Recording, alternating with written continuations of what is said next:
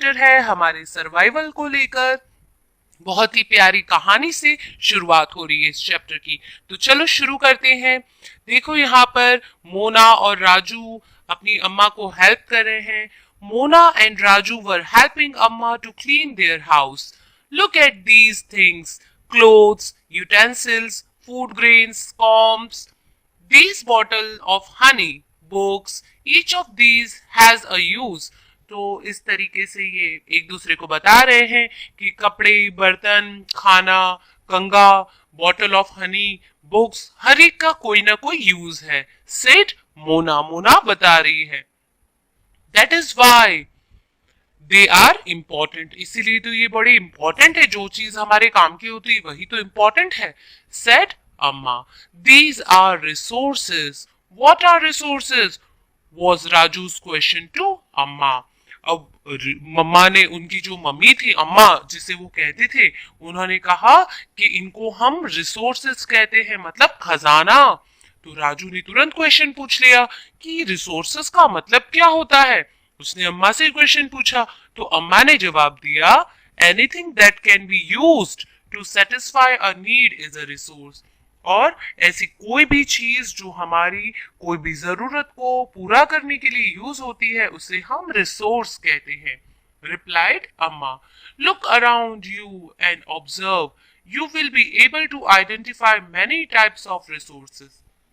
तो बच्चों अपने अगल बगल जरा देखो, तुम्हें बहुत सारी चीजें दिखेंगी और यही सब तुम्हारे रिसोर्सेज हैं। The water you drink when you are thirsty, the electricity you use in your house, the rickshaw you use to get home from school, the textbook you use to study are all resources। तो ये जो पानी है, जब भी तुम प्यासे होते हो पानी पीते हो, ये इलेक्ट्रिसिटी जो तुम अपने घर में यूज करते हो, रिक्शा की मदद से तुम स्कूल से घर आ जाते हो, पढ़ाई के लिए तुम्हें टेक्स्ट बुक की जरूरत पड़ती है, तो ये सब बच्चों तुम्हारे लिए रिसोर्सेज हैं।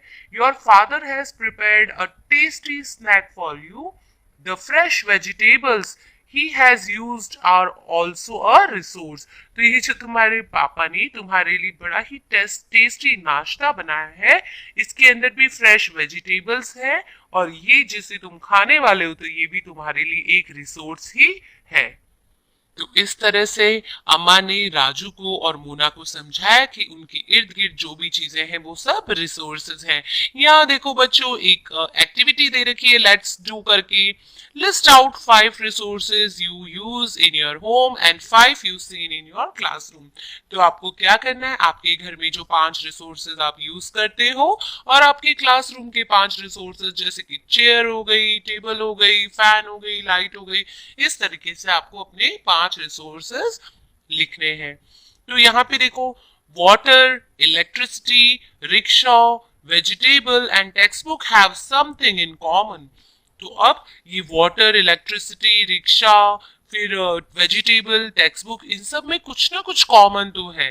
दे have all been used by you, so they have utility. तो जिन चीजों को हम यूज करते हैं, उनकी जरूरत है, तो उनको हम कहते हैं यूटिलिटी के अंदर हम उनको क्लासिफाई करते हैं।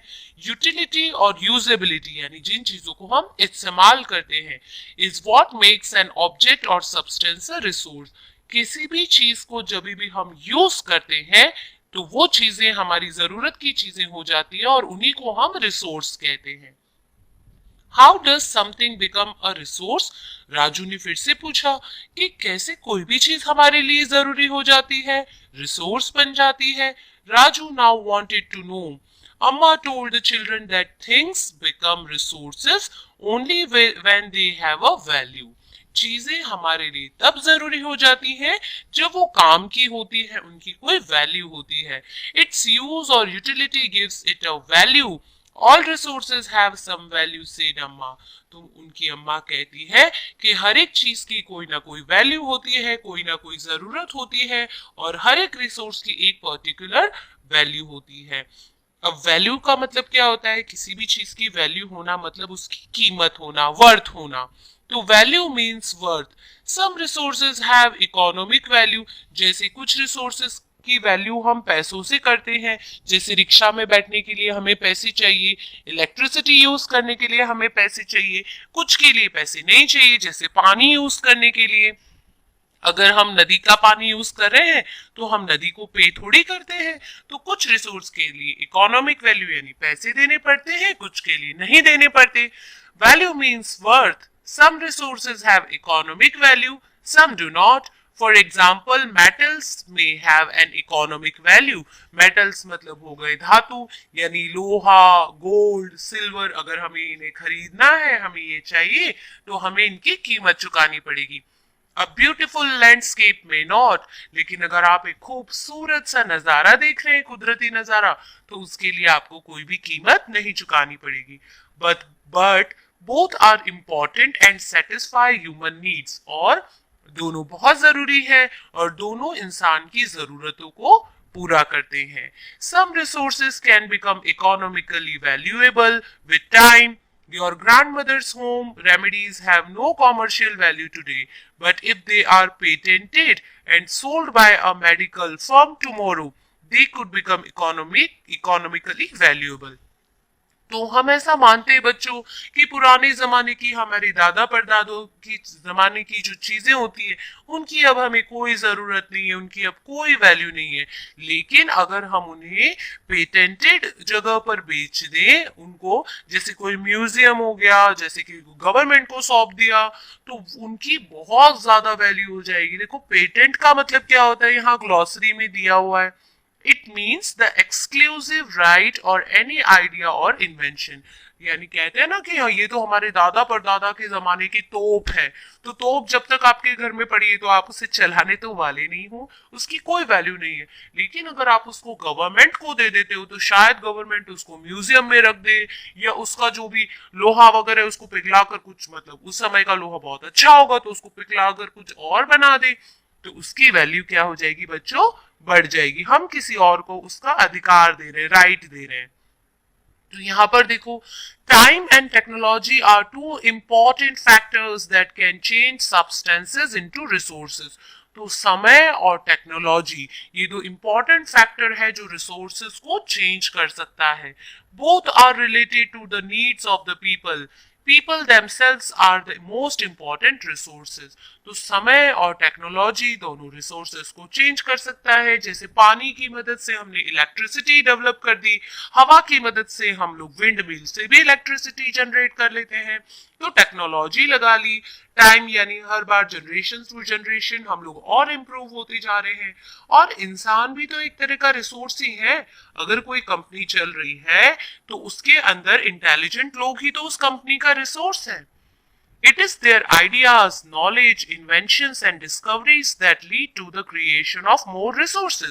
और इंसानों के ही दिमाग के कारण, उनके आइडिया, उनके नॉलेज, उनकी इन्वेंशन, उनकी डिस्कवरी के कारण हम और अच्छे अच्छे रिसोर्सेज का क्रिएशन कर पाते हैं।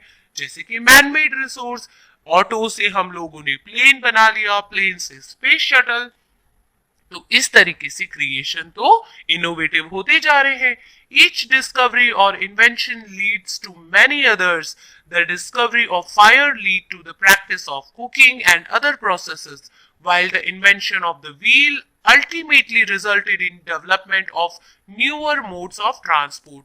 तो कहना चाह रहे हैं कि जैसे ही हमने आग की खोज की तो हम लोगों को पता चला कि आग में पकाया हुआ खाना यानी कुकिंग वाला सिस्टम, कुकिंग से हमको खाना और टेस्टी और हेल्दी मिलने लगा। फिर जब हमने व्हील की खोज कर ली तो व्हील के कारण देखो आज छोटा टायर, बड़ा टायर, ट्रक का टायर, साइकिल का टायर, तो अलग अलग साधन हम बना पाए। तो ये अल्टीमेटली यानी बहुत ही मैजिक समझ लो आप, चमत्कार हो गया।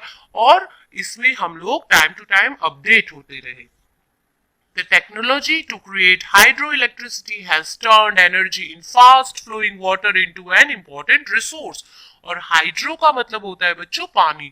तो पानी से जो इलेक्ट्रिसिटी जनरेट करने का आइडिया था वो तो काफी लाजवाब था। देखो आज पानी से हम लोगों ने इलेक्ट्रिसिटी जनरेट कर ली और आज घर घर पे बिजली है। तो यहाँ ग्लॉसरी में टेक्नोलॉजी का मतलब दे रखा है। टेक्नोलॉजी का मतलब होता है it is the application of latest knowledge and skill in doing और मेकिंग थिंग्स। तो हम जब अप्लाई करते हैं जो भी हमारी नॉलेज है, हमारी स्किल है, हमारी जो खूबियां हैं, तो उनसे हम जो नई चीज बनाते हैं उसे हम टेक्नोलॉजी कहते हैं। एक एक्टिविटी दे रखी है, देखो उसी के नीचे, circle those resources from Amma's list that are regarded as having no commercial value। तो अब आपको अम्मा की लिस्ट में से जरा कुछ ऐसे रिसोर्सेज देखने हैं जिनकी कोई भी वैल्यू नहीं है। तो यहाँ पे अम्मा की लिस्ट भी दे रखी है, जैसे कॉटन क्लॉथ, आयरन और इंटेलिजेंस, मेडिसिनल प्लांट्स। तो देखो सबकी कोई ना कोई वैल्यू तो होगी। आपको ये बड़ा डिफिकल्ट काम दे दिया है कि ऐसी कोई चीज बता दो जिसकी वैल्यू ना हो। यहाँ पे एक पिक्चर दे रखी है जिसमें अम्मा और मोना शायद एक दूसरे के गले लग रहे हैं बड़े प्यार से। देखो क्या कर रहे हैं, a very valuable one, so I am a resource too. तो मोना अपनी मम्मी को बोल रही है कि आप भी हमारे लिए बड़े ही मतलब मोना की मम्मी जो है मोना को बोल रही है, अम्मा जो है मोना को बोल रही है कि आप तुम भी मेरे लिए बड़ी ही वैल्यूएबल हो। तो मोना जो है अपनी मम्मी को हंस के जवाब दे रही है कि अच्छा, तो मैं भी अब एक रिसोर्स हूँ आपके लिए। अब देखो बच्चों, टाइप्स ऑफ रिसोर्स देख रहे हैं हम, कितने तरह के टाइप्स होते हैं रिसोर्स के। तो resources are generally classified into natural, human made and human. तो रिसोर्सेज तीन तरह के होते हैं। नेचुरल यानी जो हमें कुदरत से मिले हैं, नेचर से मिले हैं, जैसे नदी, पहाड़, फिर हवा हो गई। और ह्यूमन मेड यानी जो हम मैन मेड नेचुरल रिसोर्स की बात कर रहे हैं, जैसे यहाँ लिस्ट में दे रखा है कॉटन क्लॉथ हो गया, फिर बाद में कोल वगैरह तो हमें नेचर से मिलता है, एग्रीकल्चरल लैंड भी हमें नेचर से मिलता है। तो जो चीजें इंसान बनाता है वो हो गए मैन मेड। फिर बाद में ह्यूमन भी क्या है बच्चों, एक नेचुरल रिसोर्स ही तो है। तो चलो अब समझते हैं नेचुरल रिसोर्स को डिटेल में। Resources that are drawn from nature and used without much modification. तो ऐसे रिसोर्सेज जो हम लोगों को नेचर से मिले हैं बिना किसी मॉडिफिकेशन की, जब हम उन्हें यूज करते हैं तो उन्हें हम नेचुरल रिसोर्सेज कहते हैं। The air we breathe, the water in our rivers and lakes, the soils, the minerals, all are natural resources. Minerals का मतलब हो गया जो जमीन में से हम कोल निकालते हैं, पेट्रोल निकालते हैं, आयरन, स्टील, गोल्ड, सिल्वर निकालते हैं। तो हवा जिसको हम सांस लेने में यूज करते हैं, पानी जिसको हम पीने में यूज करते हैं जो हमें नदी, लेक, तालाबों से मिलता है, ये जो मिट्टी जिसपे हम एग्रीकल्चर करते हैं, रहते हैं, तो ये सब कुछ नेचुरल रिसोर्सेज है बच्चों। Many of these resources are free gifts of nature and can be used directly। और देखो ये सब हमें नेचर से फ्री में मिला है बच्चों। नेचर हमसे कोई पैसे नहीं ले रही है, तो ये सब फ्री है और हम इनको डायरेक्टली यूज कर सकते हैं। जैसे जमीन को हम डायरेक्टली यूज कर सकते हैं, नदी के पानी को यूज कर सकते हैं, हवा को कर सकते हैं। In some cases, tools and technology may be needed to use a natural resource in the best possible way। तो कभी कभी हमें टूल्स की जरूरत पड़ती है, जैसे अब जमीन में से सॉइल को यूज करना है तो हमें उसके ऊपर ट्रैक्टर चलाना पड़ेगा, उसके अंदर बीज डालना पड़ेगा। अगर हमें नदी का पानी इलेक्ट्रिसिटी को बनाने के लिए यूज करना है तो हमें उस पर डैम बनाना पड़ेगा, उसके ऊपर जो है रोटेटर्स लगाने पड़ेंगे। तो इस तरीके से हम उसे यूज कर सकते हैं। Natural resources can be broadly categorized into renewable and non-renewable resources। तो नेचुरल रिसोर्सेज को बच्चों और भी डिटेल में अगर समझे तो हम उनको दो कैटेगरी में क्लासिफाई कर सकते हैं। एक होता है रीन्यूएबल। तो रीन्यूएबल का मतलब होता है बच्चों री मतलब फिर से, न्यूएबल मतलब हमें वापस से नया मिल सकता है। जैसे सनलाइट, सनलाइट तो हर रोज सूरज उगता है तो हर रोज हमें सनलाइट मिलती है। फिर बारिश भी हर साल होती है तो हर बार हमें पानी मिलता है। फिर बाद में हवा भी चलती रहती है। एंड नॉन रिन्यूएबल यानी नॉन का मतलब होता है नहीं, रिन्यूएबल मतलब नहीं फिर से जो हमें नया नहीं मिल सकता। जैसे एक बार पेट्रोल खत्म हो गया तो हमें नहीं मिल सकता, कोल खत्म हो गया तो नहीं मिल सकता। तो इस तरीके के जो सोर्सेज होते हैं जो खत्म होने पे हमें वापस नहीं मिल सकते, उन्हें हम non renewable sources of energy कहते हैं या रिसोर्सेज कहते हैं। Renewable sources are those which get renewed और रिप्लेनिश्ड क्विकली, यानी एक बार खत्म होने के बाद में वो फिर से मिल जाएंगे या रिप्लेनिश्ड जल्दी से आ जाएंगे, उन्हें हम रिन्यूएबल रिसोर्सेज कहते हैं। Some of these are unlimited, are not affected by human activities. जैसे सनलाइट का आप कितना भी यूज कर लो, सोलर इलेक्ट्रिसिटी लगा लो, सोलर कुकर लगा लो, सोलर पैनल लगा लो, सोलर सेल लगा लो, वो कभी भी खत्म नहीं होने वाला, अनलिमिटेड एनर्जी है। Yet careless use of certain renewable resources like water, soil and forest can affect their stock. लेकिन अगर जैसे नदियों का पानी हम इसको अननेसेसरीली वेस्ट कर रहे हैं, तो फिर ये एक बार खत्म होने के बाद शायद दोबारा लौटने में थोड़ा समय ले ले। Water seems to be an unlimited renewable resource, but shortage and drying up of natural water sources is a major problem in many parts of the world today. तो water जो है एक अनलिमिटेड सोर्स है। देखो हर बार नदी में तो पानी बहकर आ ही जाता है, लेकिन जब हम लोग क्या करते हैं, इसका अननेसेसरीली यूज करते हैं और ये अपने आप सूख जाता है, तो फिर क्या होता है, इसकी शॉर्टेज हो सकती है। और आज पूरे वर्ल्ड में बहुत सारे ऐसी जगह, ऐसे इलाके हैं जहाँ पे वाटर की शॉर्टेज हो रही है। अब देखो नॉन रिन्यूएबल रिसोर्स के बारे में क्या दे रखा है। Non renewable resources are those which have a limited stock, मतलब ऐसे रिसोर्सेज जिनका स्टॉक लिमिटेड होता है। Once the stocks are exhausted it may take thousands of year to be renewed और रिप्लेनिश्ड। अगर एक बार पेट्रोल, कोल ये सब खत्म हो गया, तो इनको वापस से बनने में कम से कम हजारों साल लग जाएंगे, क्योंकि ये कैसे बनते हैं, जमीन के अंदर dead and decaying plants, animal की केमिकल रिएक्शंस होते हैं 1000 ईयर्स तक, उसके बाद ये बच्चों कन्वर्ट होते हैं पेट्रोल डीजल में। Since this period is much more than human life span, और 1000 साल तक तो मैं, आप या कोई भी जिंदा नहीं रहने वाला, इसीलिए हमने इनको नॉन रिन्यूएबल रिसोर्सेज की कैटेगरी में काउंट कर लिया। तो यहाँ पे देखो आगे बढ़ते हैं। Such resources are considered non renewable, coal, petroleum and natural gas are some examples. तो ये एग्जाम्पल आपको याद रखने हैं, आपके एग्जाम में ऐसे क्वेश्चंस आ जाते हैं। यहाँ पे देखो ग्लॉसरी में एक स्टॉक ऑफ रिसोर्स दे रखा है। It is the amount of resources available for use. तो बच्चों कभी भी आप किसी भी दुकान पे जाते हैं, अगर कोई चीज खत्म हो जाती है, तो वहां पे लिखा होता है आउट ऑफ स्टॉक, यानी अभी ये चीज खत्म हो गई है। तो आउट ऑफ स्टॉक या फिर स्टॉक ऑफ रिसोर्स, यानी कितना अवेलेबल अमाउंट आपके पास में है, तो उसे हम स्टॉक ऑफ रिसोर्स कहते हैं। The distribution of natural resources depends upon number of physical factors like terrain, climate and altitude. तो बच्चों ये जो नेचुरल रिसोर्स होते हैं, इसके लिए फिजिकल फैक्टर भी जिम्मेदार होते हैं। जैसे कि अगर कोई नदी है और वो इलाका बहुत ही ड्राई एरिया में पड़ता है, जहाँ पे बहुत गर्मी पड़ती है, जैसे राजस्थान के इलाके हो गए, गुजरात के इलाके हो गए, तो वाटर जल्दी सूख जाएगा। एल्टीट्यूड पे डिपेंड करता है, क्लाइमेट पे डिपेंड करता है, तो नेचुरल रिसोर्स कितनी जल्दी खत्म होंगे ये सब डिपेंड करता है फिजिकल फैक्टर्स पे। The distribution of resources is unequal because these factors differ so much over the earth. और देखो कहीं पे बहुत ज्यादा पानी है, जैसे हिमालयन रेंज में बड़ी बड़ी नदियां हैं, जैसे ब्रह्मपुत्र हो गई, गंगा हो गई, ठीक है। वही आप जाओ राजस्थान और गुजरात की साइड पे चले जाओ, मध्य प्रदेश की साइड में चले जाओ, तो वहां पे जो है पानी की हमेशा किल्लत कमी होती है, दिल्ली जैसे एरिया में।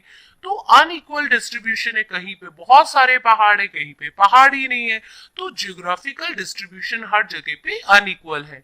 ह्यूमन मेड रिसोर्सेज कौन कौन से होते हैं, तो sometimes natural substances become resources only when their original form has been changed. तो बच्चों कभी कभी क्या होता है, हम नेचर से जो ओरिजिनल फॉर्म हमें मिलता है उसको हम मॉडिफाई कर देते हैं। जैसे कि पेड़ से हमें लकड़ी मिलती है, उस लकड़ी को हम फर्नीचर में कन्वर्ट कर देते हैं, तो हम उसे मैन मेड रिसोर्स मान लेते हैं, है ना। तो उसी तरीके से हम नेचर से मिली हुई चीजों को जब मॉडिफाई कर देते हैं तो उसे मैन मेड रिसोर्स कहते हैं। जैसे iron ore was not a resource until people learn to extract iron from it. तो जैसे आयरन का ओर ओर का मतलब होता है बच्चों जमीन में से जो भी मेटल निकलता है वो हमेशा मिक्स्ड होता है इम्प्योरिटीज के साथ में, जैसे मिट्टी हो गई, कचरा हो गया, गंदगी हो गई, तो उसे हम ओर कहते हैं। उस ओर में से जब हम लोग आयरन को निकालेंगे, उससे हम अलग अलग शेप के टूल्स बनाएंगे, तब जाके हमें उसकी अहमियत का अंदाजा हुआ, उसकी वैल्यू पता चली। तो यही बताया जा रहा है कि जब हम उसकी वैल्यू हमें तब पता चलेगी जब हम उसका यूज करेंगे। People use natural resources to make buildings, bridges, roads, machinery and vehicles, which are known as human-made resources. Technology is also a human-made resource. तो ये याद रखना कि टेक्नोलॉजी जो है वो भी एक ह्यूमन मेड रिसोर्स है। यहाँ पे देखो बच्चों एक एक्टिविटी आपको करने के लिए कहा गया है, let's do think a few renewable resources and mention how their stock may get affected by overuse। यानी ऐसे कौन से रिसोर्सेज हैं जो रिन्यू हो सकते हैं, फिर से आ सकते हैं, लेकिन इनका अननेसेसरी या बार बार जो यूज अगर हम करेंगे तो इनका स्टॉक जो है वो खत्म हो जाएगा। So people like us use natural resources to make human-made resources, said Mona, nodding in understanding. Yes, said Raju. तो मोना और राजू अपनी अम्मा के साथ बैठे हुए हैं और वो बोल रहे हैं। मोना ने कहा कि अच्छा, हमारे जैसे लोग जो हैं वो नेचुरल रिसोर्सेस को यूज करते हैं और मैनमेड रिसोर्स बना देते हैं। और जो राजू है वो भी गर्दन हिला के बोल रहा है, सर हिला के बोल रहा है हाँ। तो यहाँ पे देखो लेट्स डू एक एक्टिविटी दे रखी है, make a list of 5 human made resources that you can observe around you. तो बच्चों आपको कोई भी 5 जो ह्यूमन मेड रिसोर्सेज हैं उनको ऑब्जर्व करना है जो आपने ही ह्यूमन ने ही बनाए हैं अपने आसपास, जैसे टेबल हो गया, चेयर हो गई, फैन हो गई, ट्यूबलाइट हो गई, इस तरीके से। तो ह्यूमन रिसोर्सेज देखते हैं। People can make the best use of nature to create more resources when they have the knowledge, skill and the यानी natural resources में से people man-made human resource बना लेते हैं। तो ये सब किसकी ताकत है बच्चों? ये सब दिमाग की ताकत है, सोच की ताकत है, ह्यूमन की ताकत है। स्किल से, उनकी नॉलेज से हम लोग ये रिसोर्सेस को बना सकते हैं। टेक्नोलॉजी टू डू सो, यानी टेक्नोलॉजी और ह्यूमंस के दिमाग की मदद से हम ये रिसोर्स बना सकते हैं। तो देखो यहाँ पे कुछ दिया हुआ है हमें, crops ruined due to drought, can I find a solution. तो एक साइंटिस्ट है यहाँ पे, इन्होंने एक न्यूज़पेपर में पढ़ा कि क्रॉप्स यानी फसल जो है ruined यानी खराब हो गई है, पूरी की तरह से बर्बाद हो गई, ड्रॉट यानी सूखे के कारण।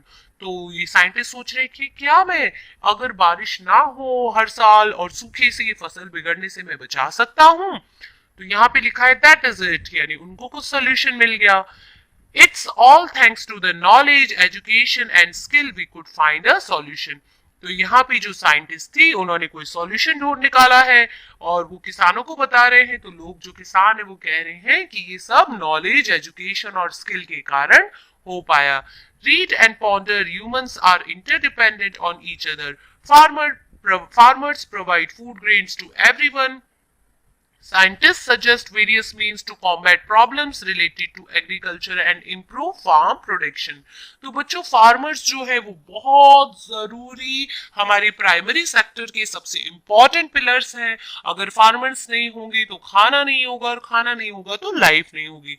तो फार्मर्स जब भी खाना उगाने के लिए काम करते हैं, साइंटिस्ट उनकी मदद करते हैं, सब एक दूसरे पे जुड़े हुए हैं। साइंटिस्ट बताते हैं कि किस तरह की बीज यूज करो, खरीफ क्रॉप, रबी क्रॉप यानी कौन से सीजन में कौन सी क्रॉप उगनी चाहिए, वेदर फॉरकास्टिंग होती है, बताते हैं बारिश होगी या नहीं। तो इस तरीके से सब एक दूसरे के ऊपर डिपेंडेंट होते हैं। अब देखो आगे यहाँ पे क्या है, ये पूरा का पूरा सूखा है, कैसे इसको ये सब दिखाई दे रहा है मोना को। That is why human beings are special resource. People are human resources. Education and health help in making people a valuable resource. तो बच्चों ये एक तरीके से धन है पूरे देश का। जो ज्यादा पढ़े लिखे बच्चे होते हैं, समझदार बच्चे होते हैं, जो अच्छी अच्छी फील्ड में जॉब करते हैं, वही किसी कंट्री का रियल वैल्यू वर्थ होता है, यानी धन होता है। Improving the quality of people skills so that they are able to create more resources is known as human resource development. तो इंसानों की जब स्किल को हम डेवलप करते हैं, नॉलेज देते हैं उनको, तो उसे हम बोलते हैं ह्यूमन रिसोर्स डेवलपमेंट। अब देखो, कंजर्विंग रिसोर्सेज, कंजर्विंग का मतलब होता है बचाना, संभालना, केयर करना। तो अब ये जो हमारे रिसोर्सेज हैं, आप साइंस में पढ़ते हैं ना, नेचुरल रिसोर्सेज का मैनेजमेंट हम कैसे करते हैं, तो बस ये वही है। Mona had a nightmare, nightmare मतलब डरावना सपना। तो मोना को एक नाइटमेयर आया। She dreamt that all the water on the earth had dried up and all the trees cut down.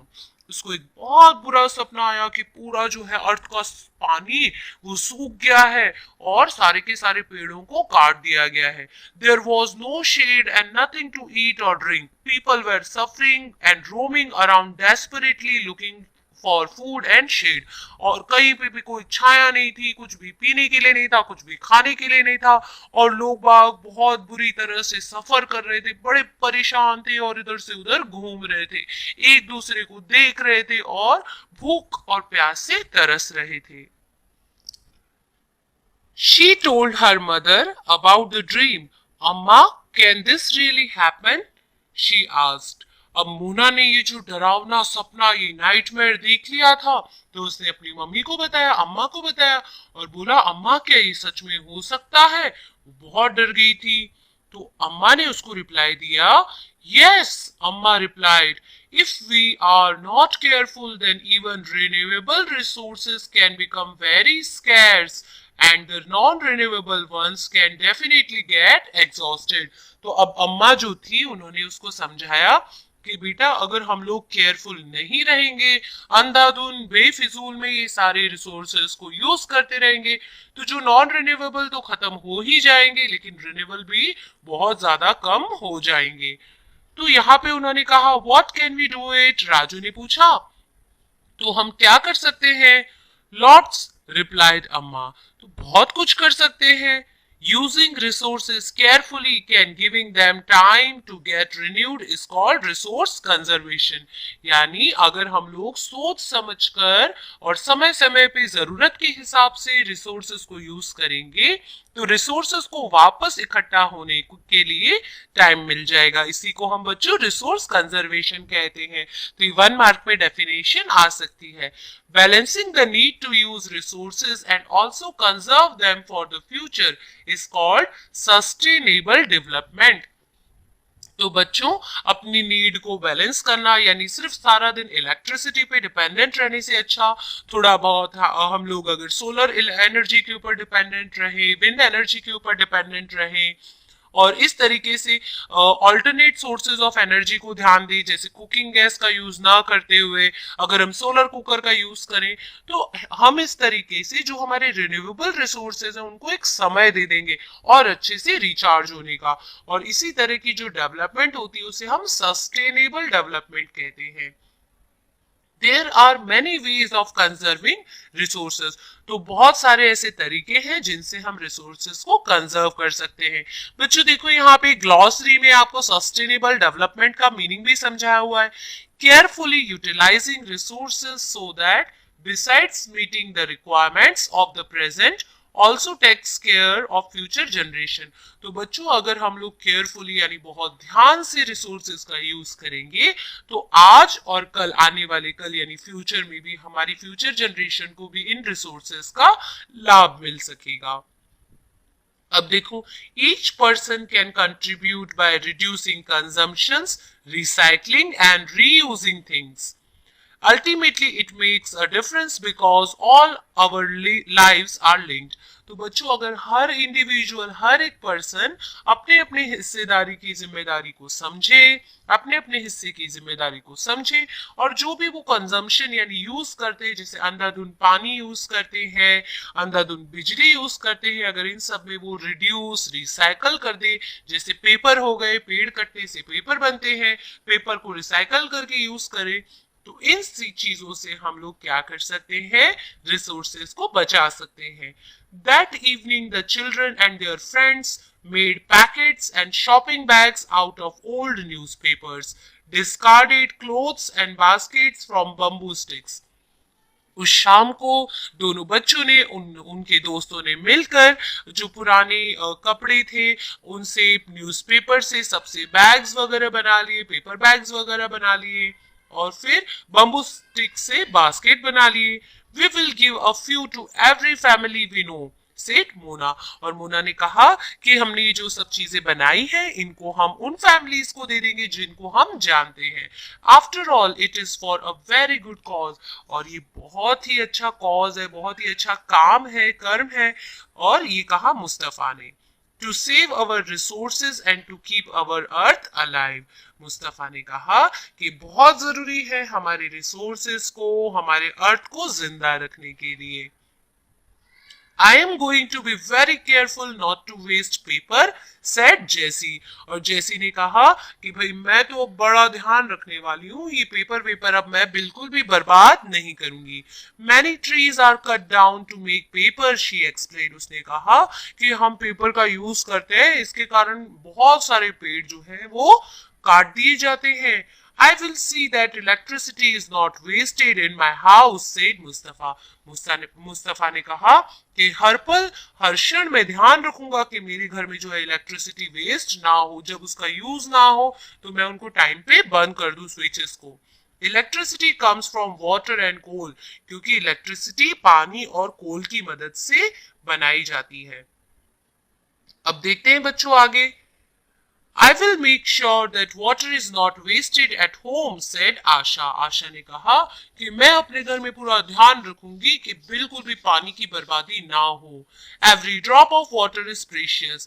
पानी की एक एक बूंद बड़ी ही कीमती है। Together we can make a difference, chorused the children। और बच्चों ने एक साथ एक आवाज में चिल्ला के कहा कि together we can make a difference, हम सब साथ मिलके एक डिफरेंस जरूर क्रिएट कर सकते हैं। These are some of things Mona, Raju and their friends did. What about you? How are you going to help in conserving resources? तो बच्चों इस चैप्टर में आपको कितनी खूब अच्छी बातें सिखाई गई हैं। ये सारी चीजें तो मोना, राजू और उनके दोस्त करने वाले, इलेक्ट्रिसिटी को बचाना, पानी को बचाना। अब आप बताइए कि आप किस तरीके से रिसोर्सेज को बचाने वाले हैं। The future of our planet and its people is linked with our ability to maintain and preserve the life support system that nature provides। तो ये जो भी भविष्य हमारा पूरा का पूरा टिका हुआ है वो हमारी खूबियों पे टिका हुआ है कि किस तरीके से, किस लाजवाब तरीके से हम बचा सकेंगे हमारे जो सपोर्ट सिस्टम है, एयर, वाटर, नेचर, ये सब हमारा सपोर्ट सिस्टम है, इसको हम बचा सकेंगे। Therefore, it is our duty to ensure that, इसका मतलब इसी से पता चलता है कि हमारी ड्यूटी है कि हम ध्यान रखें all uses of renewable sources are sustainable, यानी हर रिन्यूएबल सोर्स को हम सस्टेनेबल यानी आने वाली जनरेशन के लिए बचाकर रखें। The diversity of life on the earth is conserved. और ये जो भिन्न भिन्न प्रकार की डाइवर्स तरह की जो लाइफ पे अलग अलग चीजें हमें अर्थ से मिली हैं इनको हम बचा के रखें, कंजर्व करके रखें। The damage to natural environmental system is minimised. और हम ये जो एनवायरमेंटल सिस्टम को डैमेज दे रहे हैं इसको हम मिनिमाइज कर सके। बच्चों यहाँ पे देखो इस ऑरेंज कलर में आपको कुछ बहुत इंपॉर्टेंट पॉइंट्स दे रखे हैं, some principles of sustainable development. तो प्रिंसिपल्स क्या है सस्टेनेबल डेवलपमेंट के? तो देखो, respect and care for all forms of life. और हर तरह की जो जीवन जरूरी चीजें हमें मिली है उनकी हम रिस्पेक्ट करें। Improve the quality of human life. और हम किसी ना किसी तरीके से इंसान की जिंदगी की जो क्वालिटी है, लिविंग क्वालिटी, उसको हम इम्प्रूव कर सके। Conserve the earth's vitality and diversity. Earth के ऊपर जो भी खास रिसोर्सेज है उन सबको हम कंजर्व कर सके, डाइवर्सिटी की रिस्पेक्ट कर सके, उनको संभाल सके। Minimise the depletion of natural resources. Depletion का मतलब होता है बच्चों खत्म होना, मिनिमाइज का मतलब कम से कम। तो हमें देखना है कि हम जैसे पेड़ काटते हैं, पॉल्यूशन करते हैं, पानी का अंधाधुंध यूज करते हैं, तो इन नेचुरल रिसोर्सेज को खत्म होने से हम कम कुछ ना कुछ योगदान दें और इनको रोकें। Change personal attitude and practices towards the environment, और ये जो हमारा एटीट्यूड है एनवायरमेंट की तरफ कि भाई बिजली जल रही है जलने दो, क्या फर्क पड़ता है, पेड़ कट रहे हैं कटने दो, क्या फर्क पड़ता है, इन सबको भी अब हमें चेंज करना पड़ेगा। Enable communities to care for their own environment, और हमें कम्युनिटीज का ध्यान रखना पड़ेगा, उनको समझाना पड़ेगा कि भाई अपने एनवायरमेंट यानी हमारे आसपास का जो भी चीजें हैं, चाहे वो नेचुरल हो मैनमेड हो, उनको हमें खुद ही ध्यान रखना है। तो बच्चों इस तरीके से पूरा का पूरा चैप्टर यहाँ पे खत्म होता है, और बहुत ही ज्यादा चीजें इस चैप्टर ने। Chapter number 2, land, soil, water, natural vegetation and wild life resources, जमीन, पानी और जो हमें जंगल, जड़ी बूटियां, वनस्पतियां मिली है नेचर से, वाइल्ड लाइफ रिसोर्सेज यानी ये जो खजाना है वाइल्ड लाइफ के रूप में जो हमें नेचर से गिफ्ट में मिला है, इस चैप्टर में आज हम उन्हीं को समझेंगे। पिक्चर में आपको एलिफेंट दिख रहा है, डियर दिख रहा है, पेड़ पौधे दिख रहे हैं, पानी दिख रहा है, किस तरीके से ये सब लोग आपस में, वाइल्ड लाइफ और ये नेचुरल वेजिटेशन सब आपस में कैसे जुड़े हुए हैं, ये हम समझेंगे। In a village in Tanzania, Africa, Mamba gets up very early in the morning to fetch water. तो एक तंजानिया नाम की छोटी सी गांव की बात है जो अफ्रीका में है। मांबा हर सुबह जल्दी उठ जाती है पानी भरने के लिए। She has to walk a long way and return after a few hours. उसे हर रोज बहुत दूर जाना पड़ता है पानी भरने के लिए, और लौटने में भी उसको बहुत समय लग जाता है। She then helps her mother in the house and joins her brothers in taking care of their goats. उसके बाद वो घर लौटती है, अपनी मम्मी की मदद करती है घर के कामों में, फिर बाद में अपने भाइयों को ज्वाइन करती है जाकर बकरियों की देखभाल करने में। All her family owns is a piece of rocky land around their small hut. और उनके पूरे परिवार के पास में बस एक छोटी सी लैंड का टुकड़ा था, जमीन का टुकड़ा था जो उनकी झोपड़ी के आसपास दिखाई दे रहा था। Mamba's father can barely grow some maize and beans on it after toiling hard. तो मेम्बा के जो पापा थे वो इतनी मजदूरी करने के बावजूद उसके ऊपर सिर्फ थोड़े बहुत मकई और बीन्स उगा पाते थे। This is not enough to feed their family for the whole year. और इतनी मेहनत करने के बावजूद भी ये जो भी उगता था मकई और बीन्स, इससे उसके पूरे परिवार का गुजारा पूरे साल भर के लिए नहीं हो पाता था। Peter lives in the heart of the sheep rearing region in New Zealand. अब शुरू होती है एक कहानी पीटर की। पीटर जो है शिप रियरिंग यानी जहाँ पे भेड़ बकरियों का पालन पोषण होता है वहां पे रहता था न्यूजीलैंड में, where his family runs a wool processing factory. और न्यूजीलैंड में ही उसकी फैमिली एक वूल प्रोसेसिंग फैक्ट्री चलाती थी जहाँ पे ऊन निकाला जाता है, प्रोसेस किया जाता है। Every day when he returns from school, Peter watches his uncle taking care of their sheep. Their shipyard is situated on a wide grassy plain with hills in the far distance. और हर शाम को, हर दोपहर को जब वो school से घर लौटता था तो वो देखता था कि उसके चाचा, उसके अंकल किस तरीके से भेड़ों की देखभाल करते हैं। उनका जो शिपयार्ड था वो बिल्कुल ग्रासी प्लेन के पास में सिचुएटेड था, पहाड़ के पीछे, पहाड़ के पास में जो काफी दूर था। It is managed in a specific way using the latest technology. Peter's family also grew vegetables through organic farming. तो ये जो पीटर था इसके पेरेंट्स बड़ा ही लेटेस्ट टेक्नोलॉजी का, साइंटिफिक टेक्नोलॉजी का यूज करते थे ये सारी चीजों का ध्यान रखने के लिए। पीटर की फैमिली इसके अलावा वूल प्रोसेसिंग के सिवाय और भी काम करती थी, जैसे वो ऑर्गेनिक फार्मिंग करते थे यानी कुदरती खेती। बच्चों यहाँ पे ऑरेंज बॉक्स में एक एक्टिविटी करने को दी हुई है, चलो देखते हैं क्या है ये। Let's do. Observe the land, type of soil and water availability in the region you live. आप अपने आसपास जहाँ पे आप रहते हैं वहाँ किस टाइप की मिट्टी है, कैसी जमीन है, उसके ऊपर पानी अवेलेबल है या नहीं, इन सबको ऑब्जर्व कीजिए। Discuss in your class how it has influenced the lifestyle of people there, और किस तरीके से जमीन के हिसाब से लोगों की लाइफस्टाइल शुरू हो जाती है, लोग बाग उस तरीके का एडेप्टेशन कर लेते हैं जहाँ पे कम पानी होता है वहां पे कम पानी वाले पेड़ पौधे उगते हैं, जैसे डेजर्ट में ओपोन्चिया उगता है, उसे कम पानी की जरूरत होती है।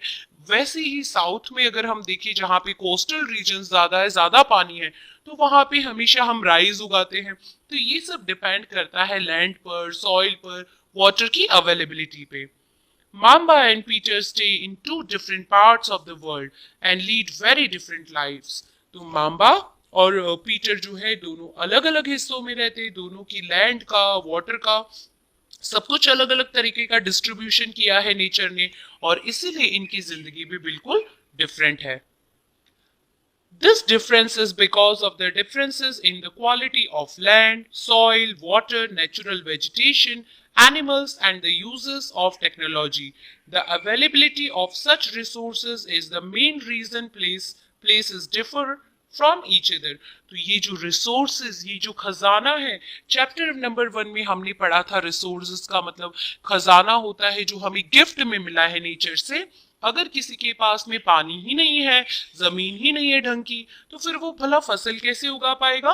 तो ये सब जो लैंड, वाटर, ये सब बहुत बड़ा डिफरेंस क्रिएट कर देते हैं। बच्चों अब देखो पिंक बॉक्स में क्या दिया हुआ है, एक फैक्ट दिया हुआ है। Do you no 90% of the world population occupy only 30% of the land area. The remaining 70% of land is either sparsely populated or uninhabited. तो जो 90% वर्ल्ड की पॉपुलेशन है, ये पूरी की पूरी सिर्फ 30% लैंड के ऊपर ही टिकी हुई है। बाकी की जो है वो इधर उधर बिखरी हुई है, या उनके पास में प्रॉपर लैंड भी नहीं है। तो इस तरीके से लोग बाग अपना जीवन व्यतीत कर रहे हैं धरती के ऊपर। अब पढ़ते हैं लैंड को डिटेल में, समझते हैं लैंड किस तरीके से डिफरेंस क्रिएट कर सकती है, किस किस टाइप की होती है। Land is among the most important natural resources. It covers only about 30% of the total area of the Earth's surface, and all parts of this small percentage are not habitable. तो 30% ही world की पूरी जो हम land की बात करें तो सिर्फ 30% लैंड है, बाकी का 70% क्या है, वाटर। और जितनी भी वर्ल्ड की पॉपुलेशन है वो इस 30% के ऊपर ही रहती है। बहुत सारी ऐसी जमीनें भी हैं जहाँ पे कोई रह भी नहीं सकता, क्योंकि वो शायद माउंटेनियस रीजन होगा या आसपास में कोई भी अवेलेबिलिटी नहीं होगी रिसोर्सेज की, इसीलिए। Then the uneven distribution of population is in different parts of the world is mainly due to varied characteristics of land and climate. तो आपने बच्चों नोटिस किया होगा अक्सर जो मेट्रो सिटीज होती हैं, अच्छी अच्छी सिटीज होती है, वहां पे बहुत भीड़ होती है, हर कोई वहां जाना चाहता है। वो इसीलिए जाना चाहता है क्योंकि वहां सारी फैसिलिटीज अवेलेबल होती है। और कुछ ऐसी जगह भी होती है जहां कोई फैसिलिटीज नहीं होती, पक्के रोड नहीं होते, पानी की सुविधा नहीं होती है, तो ऐसी जगह पर कोई भी नहीं रहना चाहता। और इसीलिए लोग बाग अपनी चॉइस रखते हैं, चॉइस से रहते हैं। जहां पे फैसिलिटीज ज्यादा होती है वो वैसे ही लैंड पे रहना पसंद करते हैं। लैंड और क्लाइमेट ये दोनों बहुत ही इंपॉर्टेंट है सर्वाइवल के लिए। The rugged topography, steep slopes of the mountains, low-lying areas susceptible to water. तो ऐसे लैंड जो होती है कहीं पे बहुत उबड़ खाबड़ है, कहीं पे माउंटेन्स है, कहीं पे पानी नहीं है, कहीं पे बहुत ज्यादा पानी जमा हो जाता है। Logging, desert areas, thick forested areas are normally sparsely populated और uninhabited. तो ऐसी एरिया जहाँ पे डेजर्ट है, जहाँ पे बहुत ज्यादा फॉरेस्ट है, जंगल है, जीव जंतुओं के, जंगली जानवरों के आने का खतरा है, तो ऐसी जगह पर लोग बाग रहना कम पसंद करते हैं। Plains and river valleys offer suitable land for agriculture. Hence, these are the densely populated areas of the world. Plains, जहाँ पे जमीन प्लेन होती है, एग्रीकल्चर के लिए लैंड अच्छी मिल जाती है, या नदी के आसपास का जो एरिया होता है वहां पे हमें फ्रेश वाटर मिल जाता है, पीने लायक पानी मिल जाता है, तो हमेशा से लोग नदियों के आसपास या प्लेन लैंड पर रहना पसंद करते हैं, और ऐसी जगह पर ही सबसे ज्यादा पॉपुलेशन होती है। अब बात करते हैं बच्चों लैंड यूज की, किस तरीके से हम लैंड का यूज करते हैं। तो देखो बिना पढ़े हमें इतना तो पता है कि लैंड का यूज हम रहने के लिए करते हैं, कंस्ट्रक्शन पर्पस के लिए करते हैं। Land is use for different purposes such as agriculture, forestry, mining, building houses, roads and setting up of industries. This is commonly termed as land use. तो जहाँ पे भी हम जमीन का उपयोग करते हैं कुछ उगाने के लिए, घर बनाने के लिए, माइनिंग यानी जमीन में से कुछ निकालने के लिए, फॉरेस्ट्री यानी कि वहां पे जंगलों को उगाने के लिए, तो ये सब आता है बच्चों लैंड यूज में, जो हम लैंड को यूज कर रहे हैं. Can you list out the different ways in which Mambas and Peter's family use their land? तो क्या आप बता सकते हैं डिफरेंशिएट करके कि किस तरीके से माम्बा का परिवार और पीटर का परिवार लैंड का यूज कर रहा था?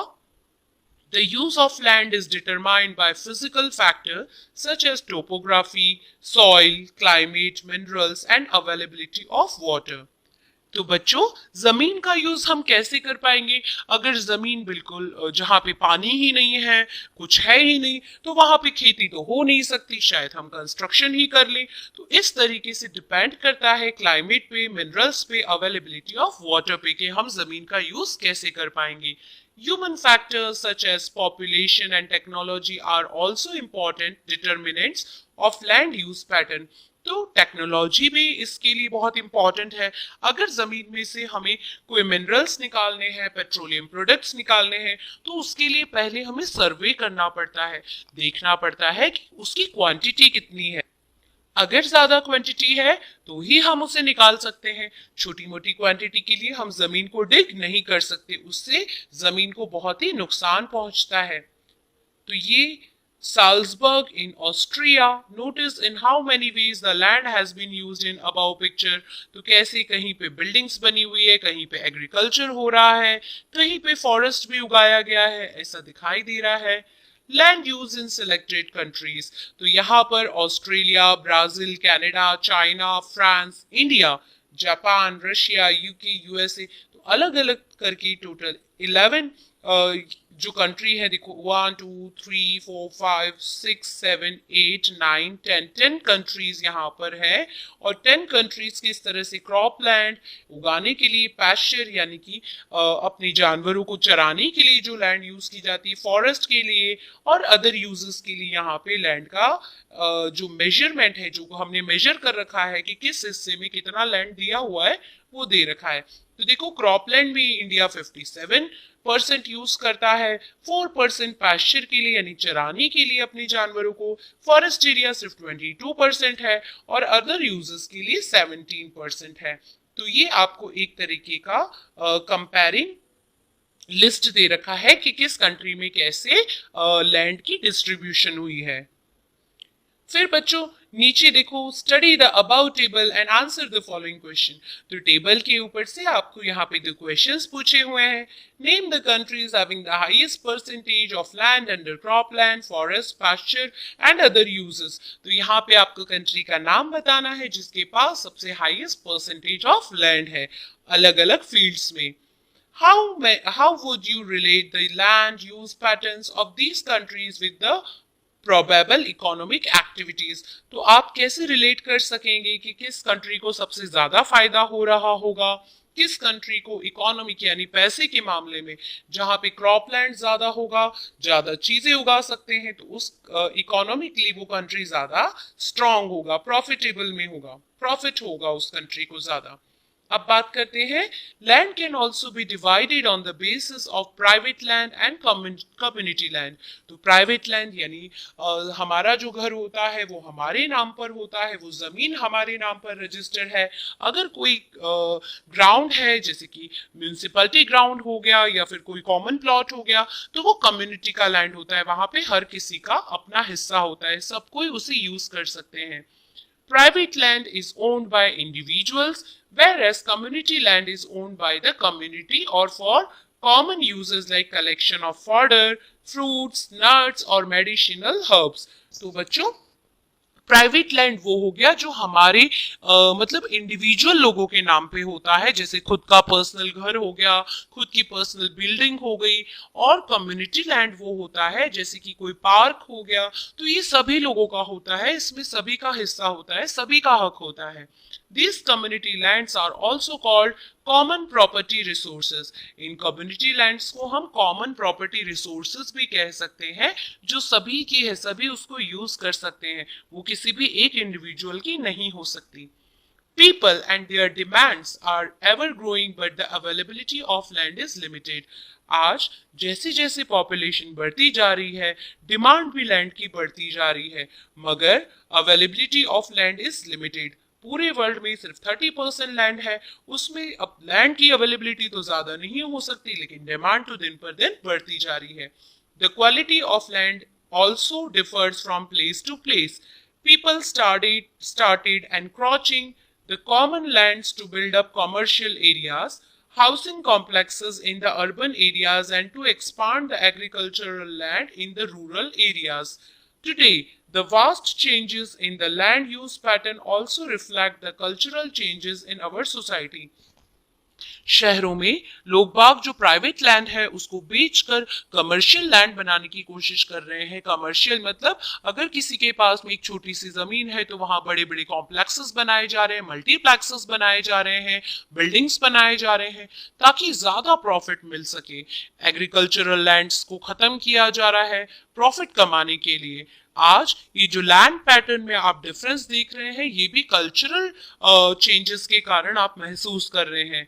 Land degradation, landslides, soil erosion, desertification are the major threats to the environment because of the expansion of agricultural and constructional activities. तो ये जो आजकल आप देख रहे हैं, लैंड जो डिग्रेड हो रही है, टूट रही है, खराब हो रही है, खत्म हो रही है, लैंडस्लाइड यानी बड़ी बड़ी जो पहाड़ हैं वो गिर रहे हैं, लैंड की स्लाइडिंग हो रही है।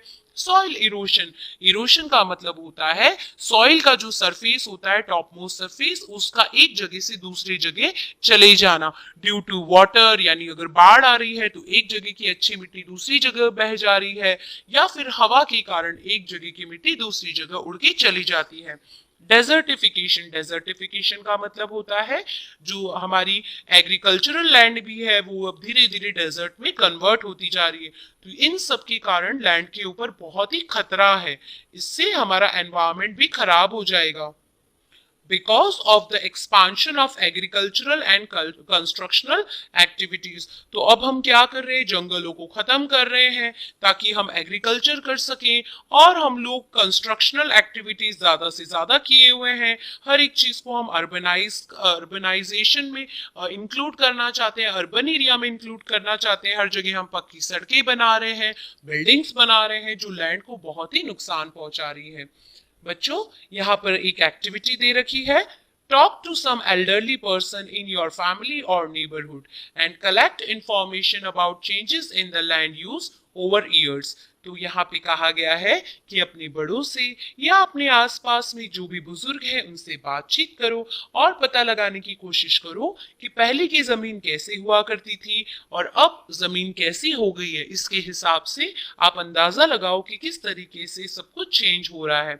Where you live, display your findings on bulletin board in your classroom। और अपने क्लासरूम में सभी के सामने नोटिस बोर्ड पे ये जो भी आपने सर्वे किया है उसको लिखो और लगा दो। जैसे यहाँ पे कंपैरिजन के लिए हमारे पास में 4 पिक्चर्स हैं। पिक्चर 1 में दिख रहा है पहले लोग कच्चे घर में रहते थे, जानवर वगैरह ऐसे ही पक्के रोड और कच्चे रोडों पे घूमते रहते थे, हरे भरे खेत खलियान दिख रहे हैं, लोग भी खेती बाड़ी में बिलीव करते थे। लेकिन पिक्चर नंबर 2 में देखो, पहले लोग बाग जानवरों को लेकर घूमते थे, अब लोग ट्रैक्टर लेकर घूम रहे हैं, जानवर थोड़े कम दिखाई दे रहे हैं, खेती ये जो फसल है वो अब उतनी अच्छी हरी भरी नहीं दिख रही है, लोग अब खेती में बिलीव नहीं कर रहे हैं और पॉपुलेशन भी धीरे धीरे बढ़ती हुई नजर आ रही है। जो झोपड़ी में रहते थे अब वो पक्के घर में रहने लगे हैं, इलेक्ट्रिसिटी के पोल्स भी लग रहे हैं, मतलब अब गांव में बिजली भी आ गई है। पिक्चर नंबर 3 में देखेंगे तो पिक्चर नंबर 3 में देखेंगे खेती का एरिया अब और कम होते जा रहा है, रोड बनते जा रहे हैं, कार घूमने लगी है, स्ट्रीट लाइट्स लगी हुई और कच्चे घर अब दिख ही नहीं रहे, अब बस बिल्डिंग्स पे बिल्डिंग्स दिखाई दे रही है, बच्चे दिख रहे हैं इधर उधर। तो जैसे लग रहा है कि मानो पॉपुलेशन बढ़ रही है, यहाँ पे भी मॉल्स वगैरह में पॉपुलेशन ज्यादा दिख रही है। अब पिक्चर नंबर 4 में बिल्कुल अर्बन एरिया हो गया, एकदम घुटन सी होने लगी, इतने घिच पिच करके लोग बाग रह रहे हैं, सड़कों पर ट्रैफिक ही ट्रैफिक नजर आ रहा है। जो एग्रीकल्चरल लैंड था वहां पे ये फसल पट्टी वगैरह दिख रही है, मतलब यहाँ पे अब पार्क बन गया है। एरोप्लेन जाते हुए दिखाई दे रहा है और बहुत ही ज्यादा पॉल्यूशन भी दिखाई दे रहा है, बड़ी बड़ी बिल्डिंग्स दिखाई दे रही है। तो इस तरीके से धीरे धीरे कई सालों के अंदर लैंड बिल्कुल बदल गया है, नजारा बिल्कुल बदल गया है। Conservation of land resources, conservation का मतलब होता है हमें ये जो लैंड मिली है इसको हम किस तरीके से बचा सकते हैं, इसकी देखभाल कर सकते हैं, और ये बहुत ही जरूरी है। Growing population and their ever-growing demand has led to a large-scale destruction of forest cover and arable land and has created a fear of losing this natural resource। तो जैसे जैसे पॉपुलेशन बढ़ती जा रही है, लोगों की डिमांड बढ़ती जा रही है, कोई कह रहा है कि उसे फार्म हाउस चाहिए, कोई कह रहा है कि वो बड़ा सा स्विमिंग पूल बनाना चाहता है, कोई कह रहा है कि मैं बड़ा सा मल्टीप्लेक्स बनाना चाहता हूँ बिजनेस के लिए, कोई चाहता है कि मैं और शानदार घर बनाऊंगा ताकि मैं लोगों को दिखा सकूं कि मैं कितना रिच हूं। तो इस तरीके से लार्ज स्केल पे लोग बाग अपनी डिमांड्स के आगे नेचर को हार्म पहुंचाते जा रहे हैं, अंधाधुंध फॉरेस्ट को काट रहे हैं ताकि उनको लैंड एरिया ज्यादा मिल सके, और इससे नेचुरल रिसोर्स को, ये जो लैंड है, इसको हम बहुत ही नुकसान पहुंचा रहे हैं। Therefore, the present rate of degradation of land resources must be checked. Afforestation,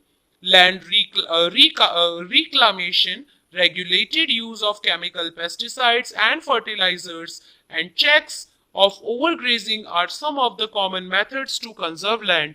तो अब किस तरीके से हम अपने लैंड को कंजर्व कर सकते हैं, बचा सकते हैं, तो कुछ कॉमन यहाँ पे पॉइंट्स दे रखे हैं। डिफॉरेस्टेशन का मतलब होता है बच्चों पेड़ों का काटना, उसी तरीके से अगर हम पेड़ों को उगाते हैं ज्यादा से ज्यादा तो उसे एफॉरेस्टेशन कहा जाता है। हम जितने ज्यादा पेड़ उगाएंगे लैंड उतनी ही ज्यादा हरी भरी हो जाएगी और अच्छी हो जाएगी। लैंड रिकालमेशन यानी लैंड के ऊपर हम कोई भी एक्टिविटी ना करें, उसको धीरे धीरे रिकवर होने दें। Regulated use of chemical pesticides, यानी पेस्टिसाइड्स का मतलब होता है जो जीव जंतुओं को मारने के लिए हम केमिकल्स यूज करते हैं, उसको हम बहुत ही लिमिटेड यूज करें। फर्टिलाइजर्स को हम लिमिटेड यूज करें, और हम चेक करते रहे कंटिन्यूसली कि कहीं जानवर ज्यादा ओवर ग्रेजिंग ना कर दे, यानी बहुत ज्यादा लैंड के ऊपर से घास को ना चर के खत्म कर दे, तो इससे भी लैंड को नुकसान पहुंचता है। बच्चों यहाँ पे लैंडस्लाइड्स क्या होते हैं वो समझा रखा है, तो चलो देखते हैं। Landslides are simply defined as the mass movement of rock, debris और अर्थ डाउन अ स्लोप। बड़े बड़े पहाड़, बड़े बड़े पत्थर जब ऊपर से नीचे गिरने लग जाते हैं तो इसे हम लैंडस्लाइड कहते हैं। They often takes place in conjunction with earthquakes, floods and volcanoes। हमेशा ये अगर earthquake आता है, volcano निकलता है या फिर फ्लड आता है तो उसके कारण ये लैंडस्लाइड होने की चांसेस होते हैं। A prolonged spell of rainfall can cause heavy landslide that can block the flow of river for quite some time। अगर बहुत लंबे समय तक बारिश रहेगी, ज्यादा दिनों तक बारिश रहेगी, तो रॉक्स जो होते हैं वो धीरे धीरे बारिश के कारण गीले हो जाते हैं और लैंडस्लाइड के चांसेस बढ़ जाते हैं। इसके कारण कभी कभी नदियां भी रुक सकती है। अगर लैंडस्लाइड हो गया, बड़े से बड़ी मतलब लैंड्स जो होते हैं वो बारिश के पानी के अंदर अगर गिर गया तो फिर वो एक तरीके से रिवर के पानी को भी ब्लॉक कर सकते हैं, फ्लड जैसी सिचुएशन भी क्रिएट हो सकती है। The formation of river blocks can cause havoc to the settlements downstream on its bursting। अगर इस तरीके से लैंडस्लाइड के कारण पत्थर या बड़े बड़े रॉक्स नदी के रास्ते में इकट्ठे हो जाते हैं तो पानी बहुत तेजी से वहां जमा हो जाएगा और इससे आसपास के एरिया में रहने वालों को बाढ़ की संभावना ज्यादा हो सकती है, फ्लड की संभावना ज्यादा हो सकती है। In the hilly terrain landslides have been a major and widely spread natural disaster that often strike life and property and occupy a position of major concern। और जहाँ पे पहाड़ी इलाका होता है वहां पे अक्सर ये प्रॉब्लम बहुत ही बड़े पैमाने पे देखी जाती है। अ केस स्टडी, हम एक केस को स्टडी कर रहे हैं। A massive landslide hit Pangi village near Rakong PO in Kinnor district of Himachal Pradesh and damaged a 200-meter stretch of old Hindustan Tibet road, National Highway 22। एक massive landslide हुआ था Pangi village में, जो Reckong PU किन्नू district में हिमाचल प्रदेश में है। 200 metre का stretch जो था ओल्ड हिंदुस्तान तिब्बत रोड का, वो पूरा का पूरा ब्लॉक हो गया था। This landslide was triggered by intense blasting at Pangi village। और ये जब लैंडस्लाइड हुआ था तो ऐसा मानो कि जैसे बहुत भयानक ब्लास्ट हुआ हो। Due to the blasting, this weak zone of slope collapsed and caused intense damage to the road and nearby villages।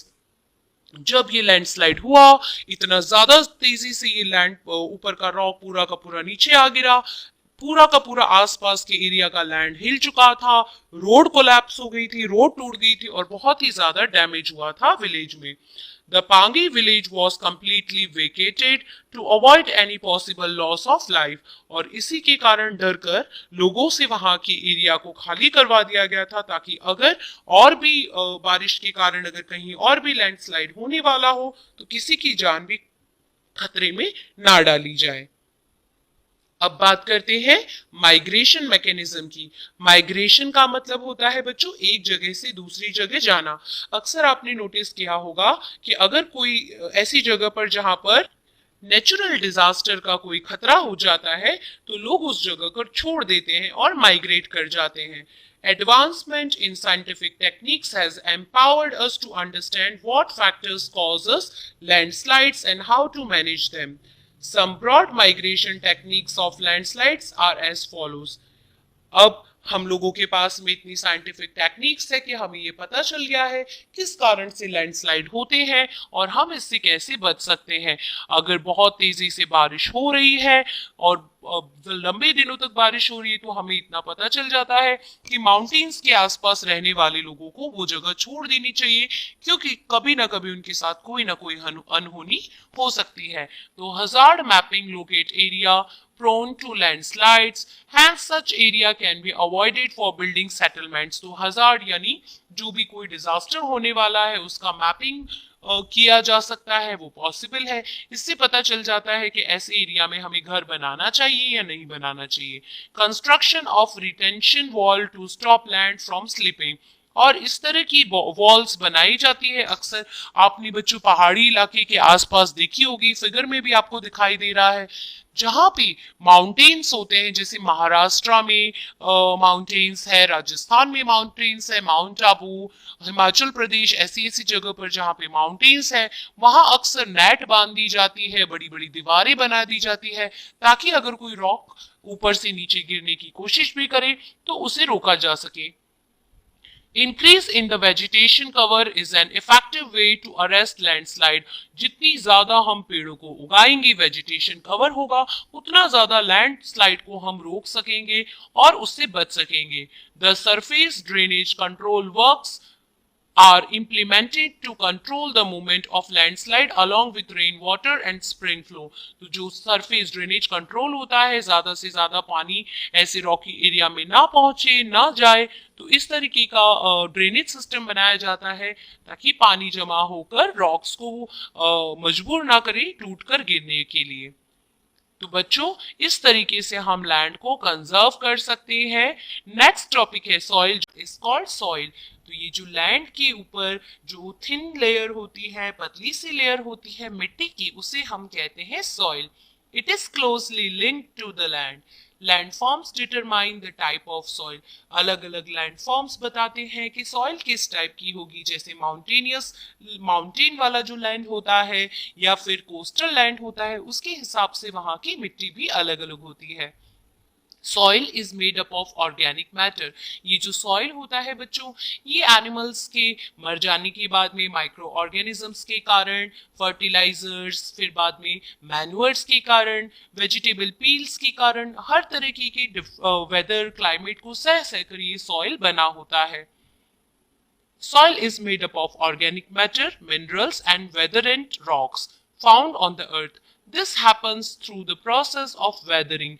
सदियों की वेदरिंग के बाद, बहुत समय से जो बारिश, हवा, धूप, इन सब के कारण जो चेंजेस आते हैं उससे सॉइल बनता है। The right mix of minerals and organic matter make the soil fertile. और जब सही अमाउंट में ऑर्गेनिक मैटर्स मिक्स होते हैं सॉइल के अंदर तो हम उसे फर्टाइल सॉइल कहते हैं. फर्टाइल सॉइल यानी अच्छी उपजाऊ सॉइल. बच्चों यहाँ पर देखो बॉक्स में आपको वेदरिंग का डेफिनेशन दे रखा है. The breaking up of decay and exposed rocks by temperature changes, frost action, plants, animals and man. जो टाइम्स बहुत समय से जो डिकेइंग हो रहा है रॉक्स का टेम्परेचर के कारण, जो फ्रॉस्ट के कारण जो भी एक्शन हो रहा है, प्लांट्स एनिमल्स इन सब के कारण जो भी चेंजेस आ रहे हैं उसे हम वेदरिंग कहते हैं. बच्चों यहाँ पे फिगर में आपको दिखा रखा है कि कैसे ये top soil with humus and vegetation, वनस्पतियां पेड़ पौधे उग रहे हैं, ह्यूमस यानी यहाँ की फर्टिलिटी. सब soil with sand, slit and clay. इसके नीचे सैंड होती है, स्लिट होती है और क्ले होती है. नीचे वेदर्ड रॉक मटेरियल जो समय के साथ साथ मौसम के साथ साथ बदलता रहता है और उसके नीचे पैरेंट रॉक. बच्चों यहाँ पे आपको बॉक्स में एक फैक्ट दे रखा है. It takes hundreds of years to make just 1 centimeter of soil. तो सॉइल इसीलिए बड़ा इंपॉर्टेंट है. और पिछले पार्ट में हमने सॉइल इरोशन को भी जाना था कि सॉइल इरोशन से बचना चाहिए क्योंकि वो बड़ा ही नुकसान पहुंचाता है. फैक्टर्स ऑफ सॉइल फॉर्मेशन, किस तरीके से सॉइल बनता है. The major factors of soil formation are the nature of the parent rock and climatic factors. तो parent rock के कारण और climatic factor के कारण soil के अंदर आप जो nature होता है वो soil का समझ पाते हैं. Other factors are the topography, role of organic material and time taken for the composition of soil formation.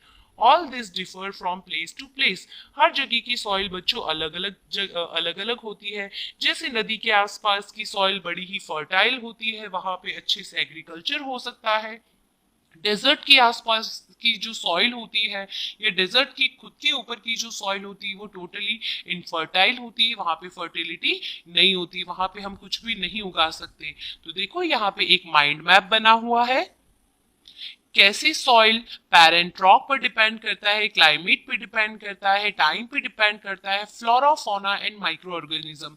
Flora मतलब पेड़ पौधे, फौना मतलब एनिमल्स और रिलीफ. तो देखो पेरेंट रॉक को समझते हैं. Parent rock determines colour, texture, chemical properties, mineral content, permeability. तो जो पेरेंट रॉक होता है उसके ऊपर डिपेंड करता है सॉइल कैसा होगा, उसका टेक्सचर कैसा होगा यानी छूने पे वो कैसा महसूस होगा, एकदम सॉफ्ट, स्मूथ या रफ. फिर उसकी केमिकल प्रॉपर्टीज कैसी होंगी, परमिएबिलिटी यानी वो किस किस को परमिशन देगा अंदर आने के लिए, हवा को परमिशन देगा या नहीं, पानी उसमें ज्यादा अच्छे से अब्जॉर्ब होगा या नहीं.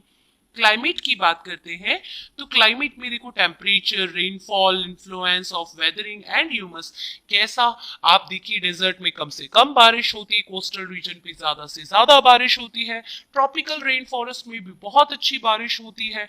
तो बारिश के ऊपर, धूप के ऊपर, गर्मी के ऊपर भी सॉइल जो होता है वो डिपेंडेंट होता है. रिलीफ की बात करें, altitude and slope determine accumulation of slope soil. तो अगर हम देखें कि कहीं पे ज्यादा ढलान है तो वहां किस तरह की मिट्टी एकदम जमी रहेगी, किस कहीं पे बहुत ऊंचाई है तो वहां पे मिट्टी जमेगी या सारी पानी के साथ, बारिश में सारी पानी के साथ बहकर नीचे आ जाएगी. फिर है flora, fauna and micro organism. Effect the rate of humus formation.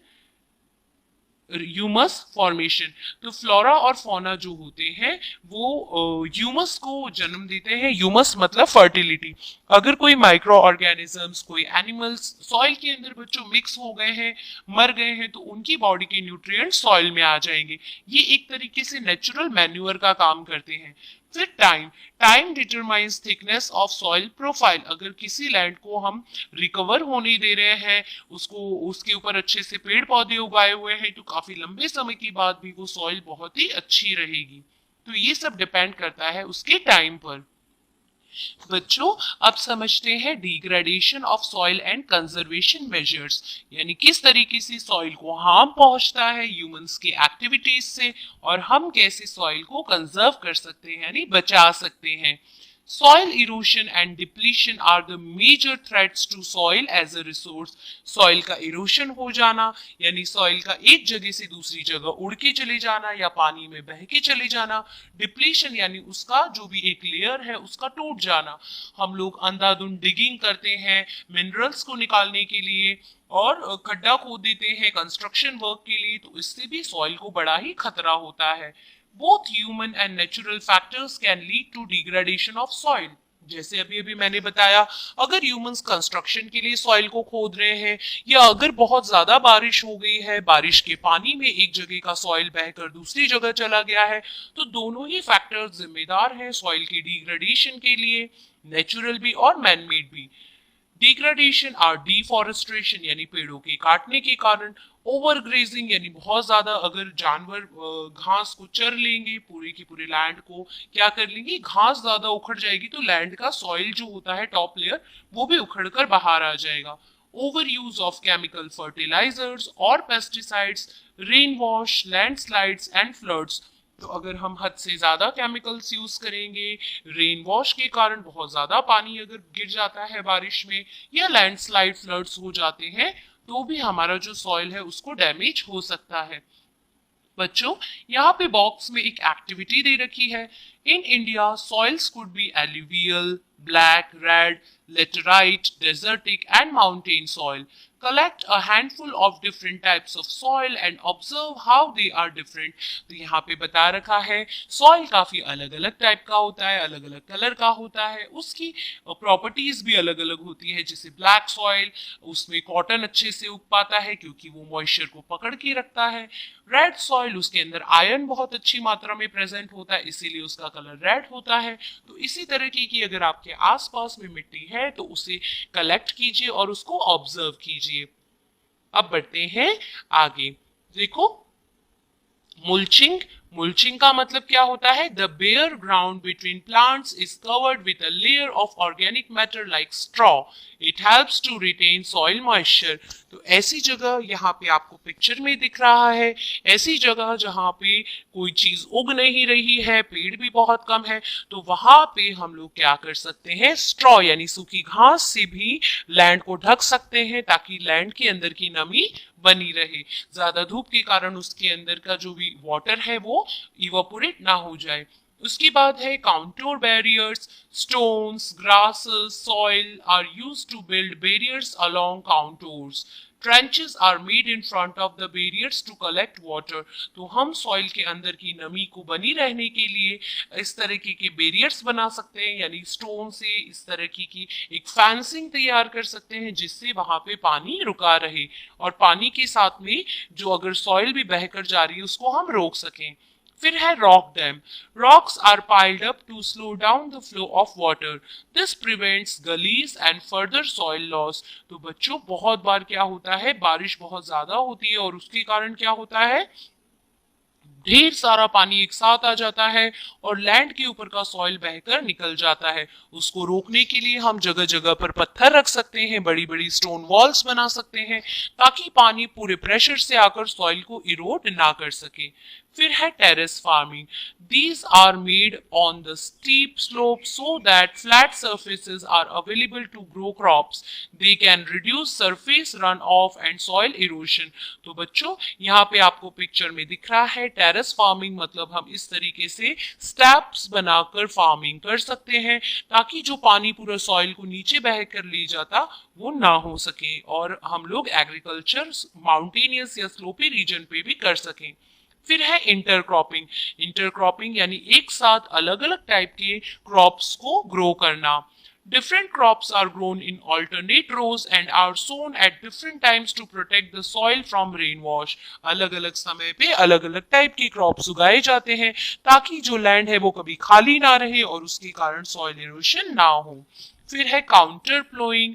Plowing parallel to the contours of a hill slope to form a natural barrier for water to flow down the slope. तो यहाँ पे देखो figure के अंदर counter ploughing दे रखा है, किस तरीके से हम यहाँ पे स्टोन के जो है दीवार बना सकते हैं, फिर फार्मिंग कर सकते हैं, फिर दीवार बना सकते हैं, फिर फार्मिंग कर सकते हैं। इससे क्या होगा, जो भी हम फार्म कर रहे हैं, जो भी हमारा जो क्रॉप है उसको पानी भी मिलता रहेगा, सॉइल इरोशन भी नहीं होगा और पानी भी जमा रहेगा। फिर है शेल्टर बेल्ट्स। तो यहाँ पे पिक्चर में देखो शेल्टर बेल्ट, यानी ऐसा शेल्टर हम लगा सकते हैं, ऐसा बेल्ट बना सकते हैं, ढेर सारे पेड़ों को एक लाइन में फेंसिंग की तरह अरेंज कर सकते हैं। In the coastal and dry regions rows of trees are planted to check the wind movement to protect the soil cover. अब प्लांट्स जो होंगे वो बता देंगे, ट्रीज जो बता देंगे कि किस डायरेक्शन में बहुत ज्यादा हवा है, तो क्या किया जा सकता है, सॉइल इरोशन को रोका जा सकता है। बच्चों यहाँ पे देखो एक प्यारी सी एक्टिविटी दे रखी है जिससे हमें पता चल जाएगा कि हम सॉइल इरोशन को कैसे रोक सकते हैं। तो देखो मैं पढ़ रही हूँ एक्टिविटी को। Take 2 trays A and B of same size. Make 6 holes in the end of these trays and then fill them with the same amount of soil. Leave the soil in tray A bare while grow grass in tray B. तो यहाँ पे 2 tray लेने को कहा है, हमें 6 holes बनाने के लिए कहा गया है ट्रे के नीचे, फिर कहा गया है सेम अमाउंट ऑफ सॉइल दोनों ट्रे के अंदर ले लो। ट्रे ए के अंदर हमें कुछ भी कोई भी मतलब प्लांट को नहीं ग्रो करना है, ट्रे बी के अंदर हमें प्लांट्स को ग्रो करना है।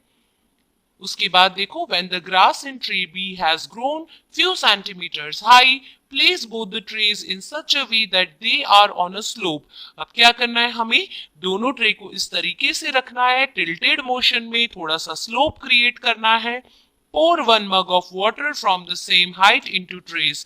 Collect the muddy water that trickles down the holes of both trays in 2 separate containers and compare how much soil is washed out of each tray. तो बच्चों यहाँ पे बताया गया है कि दोनों ट्रे के ऊपर फिर आपको 1 मग पानी डालना है और होल में से पानी को निकलने देना है, एक बीकर के अंदर इस पानी को कलेक्ट कर लो। फिर ध्यान से देखो कौन से वाली जो ट्रे है उसका सॉइल बहुत ज्यादा वाटर के साथ में वॉश हो गया। आई एम श्योर अगर आप ये एक्टिविटी करेंगे तो आपको ये क्लियरली समझ में आ जाएगा कि ट्रे ए का जो लैंड का जो सॉइल होता है वो सबसे ज्यादा वॉश आउट हो जाएगा। क्यों? क्योंकि यहाँ पर क्या हो रहा है, सॉइल इरोशन। प्लांट्स ना होने के कारण जो सॉइल है उसको प्लांट नहीं पकड़ पाएंगे और वो सारा का सारा वाटर के साथ में वॉश हो जाएगा। अब बच्चों आते हैं वाटर के ऊपर। वाटर जिसे हम वंडर लिक्विड भी कहते हैं क्योंकि ये बड़ा मैजिकल है, सरवाइव करने के लिए वाटर की बहुत ज्यादा जरूरत होती है। Water is a vital renewable natural resource.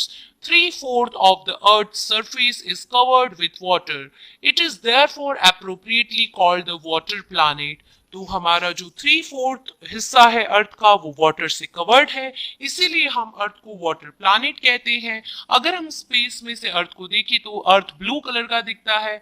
It was in the primitive oceans that life began almost 3.5 billion years back.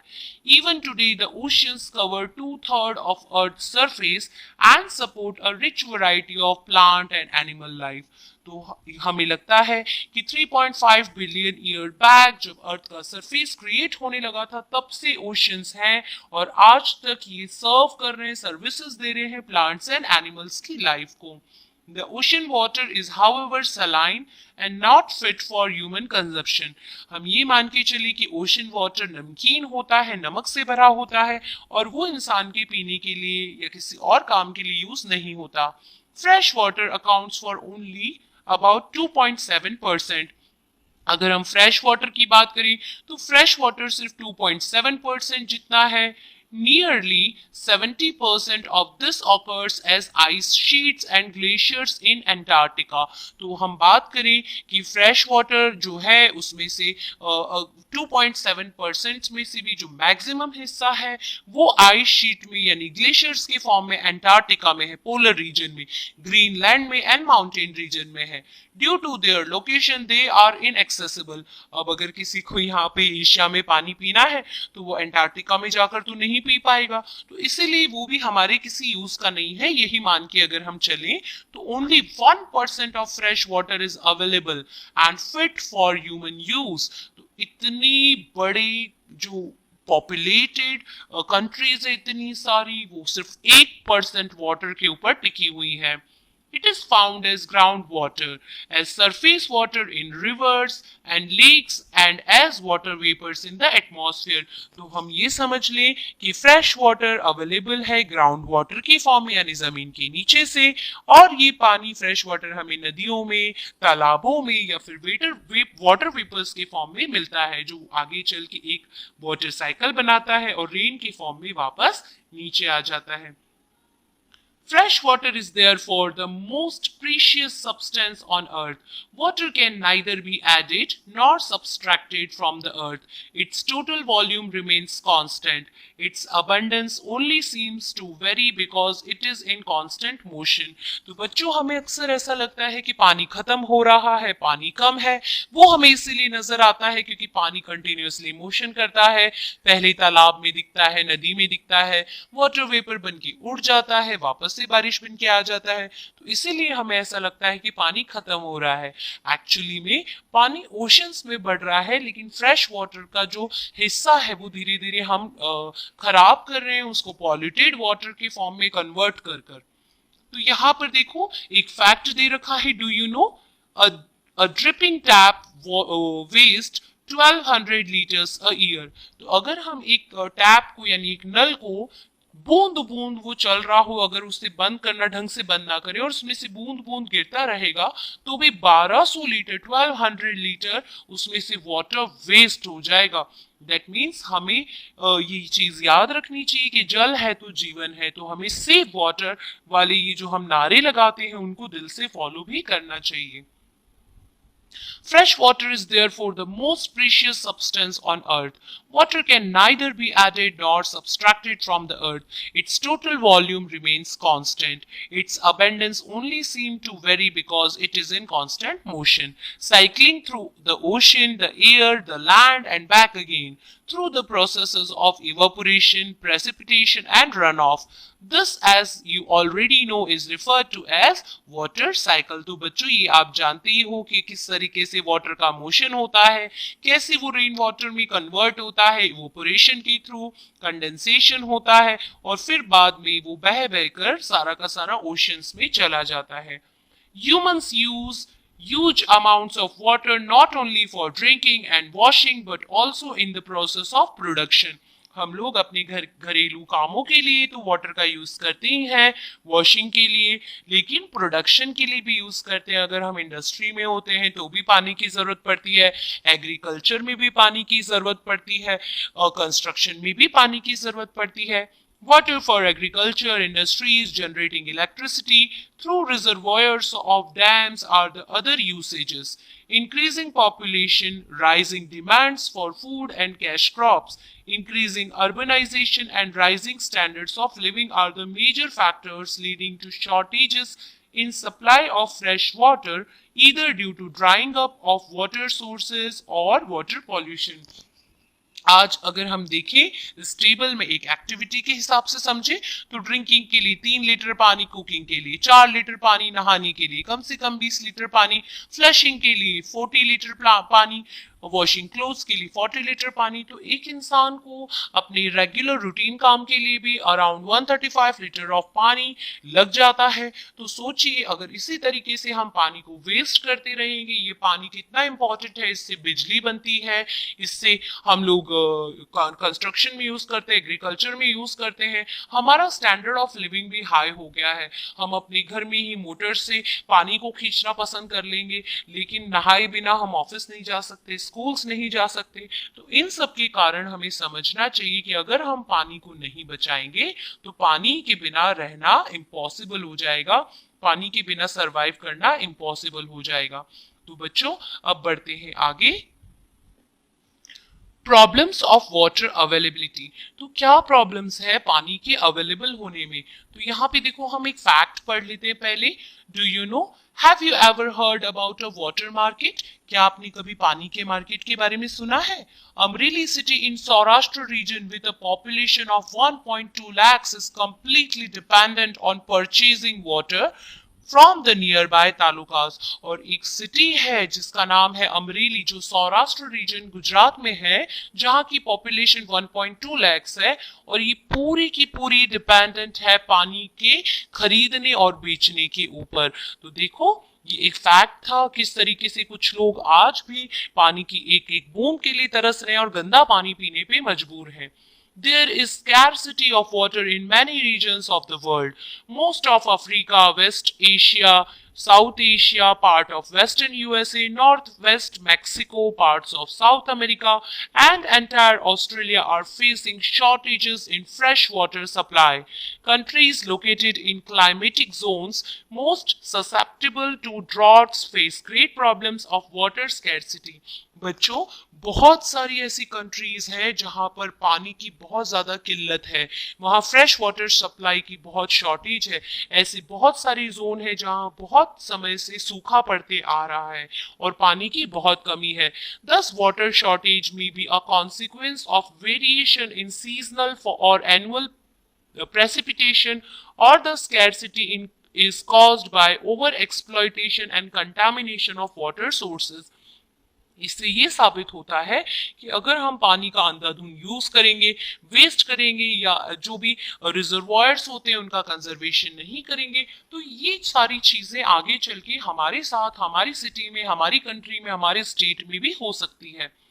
Conservation of water resources, तो अब किस तरीके से हम वाटर रिसोर्सेज को बचा सकते हैं, कैसे ये जो पानी से लबालब हमारी नदियां हैं, पानी से भरे तालाब हैं, इन सबको हम कैसे बचा सकते हैं। तो access to clean and adequate water sources is a major problem facing the world today. तो आज के समय में सबसे इंपॉर्टेंट यही है कि हम कैसे साफ पानी, जो हमारा फ्रेश वाटर है, उसको कैसे बचा सकते हैं।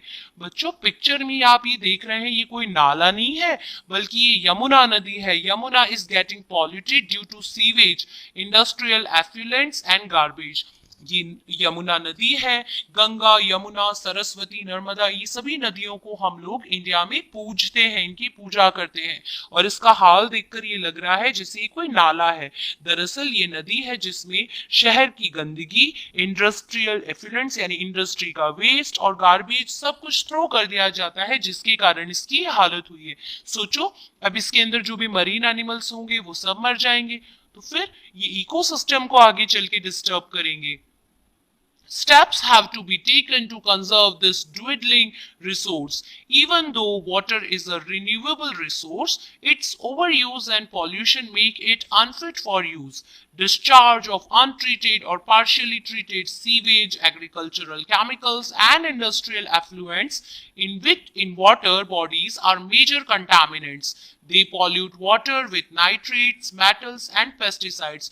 तो न केवल हम लोग गंदगी छोड़ रहे हैं, गार्बेज छोड़ रहे हैं पानी के अंदर, नदियों के अंदर, जिसके कारण क्या हो रहा है, ये जो नदियों का पानी है ये पॉल्यूटेड हो रहा है, फ्रेश वाटर कम होता जा रहा है। कुछ लोग ऐसा भी कहते हैं कि वाटर तो रिन्यूएबल सोर्स से, बारिश आएगी फिर से पानी आ जाएगा, लेकिन एक टाइम के बाद एक इम्बैलेंस क्रिएट हो जाएगा, जिसके कारण फ्रेश वाटर की कमी हो सकती है। Most of these chemicals being non-biodegradable reach human bodies through water. Water pollution can be controlled by treating these effluents suitably before releasing them in water bodies. तो हम ऐसा कर सकते हैं कि ये जो भी गंदगी फैक्ट्रीज छोड़ती हैं, हम इसको ये कह सकते हैं, गवर्नमेंट ऐसा कर सकती है कि उनको पानी, जो गंदा पानी वो बाहर छोड़ रहे हैं, डिस्चार्ज कर रहे हैं, उसको पहले ट्रीट करें ताकि वो पानी को पॉल्यूट ना कर सके।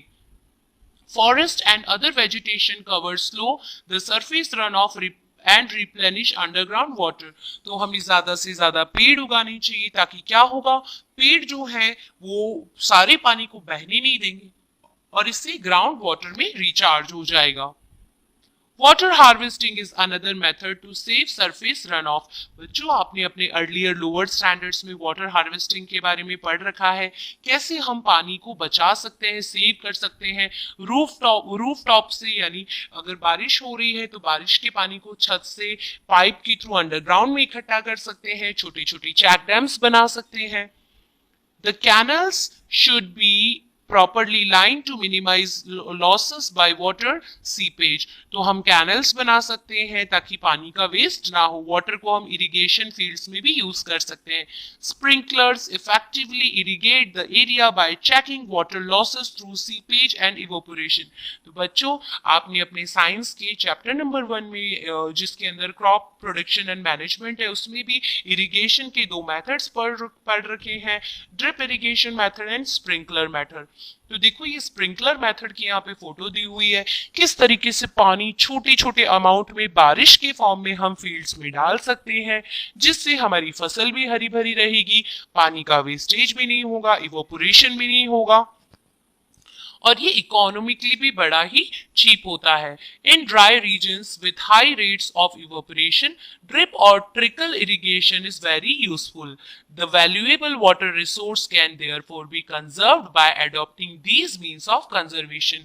तो इस तरीके से हम ये जो कीमती खजाना है पानी, इसको बचा सकते हैं और हमारी अर्थ को, हमारी ह्यूमन बींग्स को, एनिमल्स को, इस पूरी पृथ्वी को वाटर जैसे खजाने को गिफ्ट में दे सकते हैं, ताकि हर कोई अच्छे से सही साफ पानी पी सके. तो स्टूडेंट्स, यहाँ देखो, natural vegetation and wild life. Natural vegetation का मतलब होता है नेचर में जो उगने वाले वनस्पतियां, पेड़ पौधे, फॉरेस्ट, एंड वाइल्ड लाइफ यानी जंगली जीव जंतु, जानवर.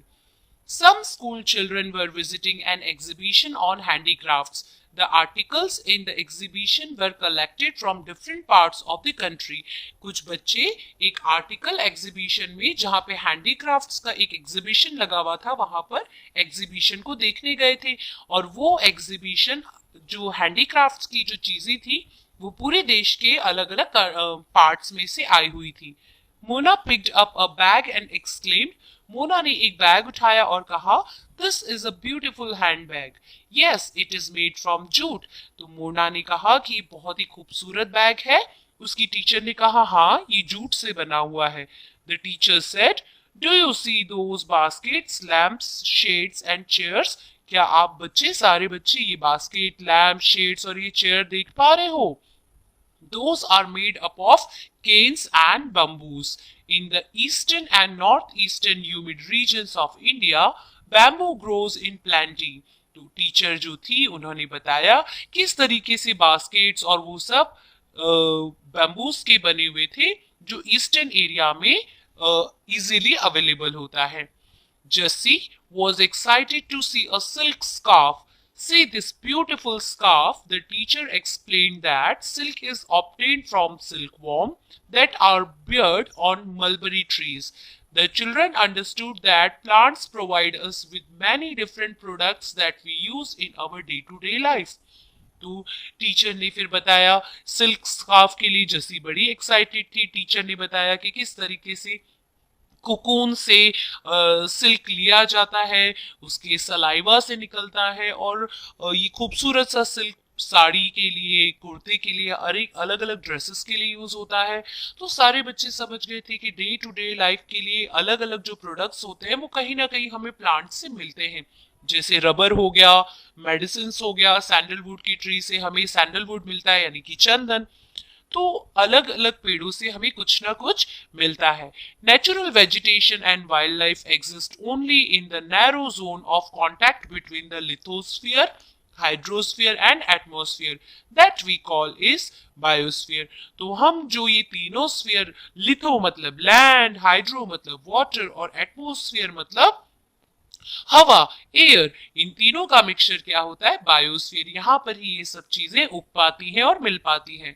इन the biosphere living beings are inter related and interdependent. तो बायोस्फीयर, बायो का मतलब होता है बच्चों जीव, स्फीयर जहाँ पे लिविंग ऑर्गेनिजम्स रहते हैं, ये सभी एक दूसरे से इंटर रिलेटेड है, इंटरडिपेंडेंट है. चैप्टर नंबर 1 में हमने इकोसिस्टम को समझा था कि किस तरीके से हर कोई इस इकोसिस्टम के अंदर एक दूसरे के ऊपर इंटरडिपेंडेंट है. जैसे इंसान पेड़ पौधे खाते हैं, वेजिटेबल्स खाते हैं, फ्रूट्स खाते हैं, उसी तरह से जानवर भी खाते हैं. इंसान मांस भी खाता है. इंसान अगर मर जाता है, डिकम्पोज हो जाता है मिट्टी के अंदर, और फिर वापस से वहां पे पेड़ पौधे उग जाते हैं. तो ये एक तरीके का सिस्टम है, चेन है. interdependent on each other for survival. This life supporting system is known as ecosystem. Vegetation and wildlife are valuable resources. Plants provide us with timber, timber मतलब लकड़ी, give shelter to animals मतलब animals का घर है वो, produce oxygen we breathe, protect soil so essential for growing crops, act as shelter belts.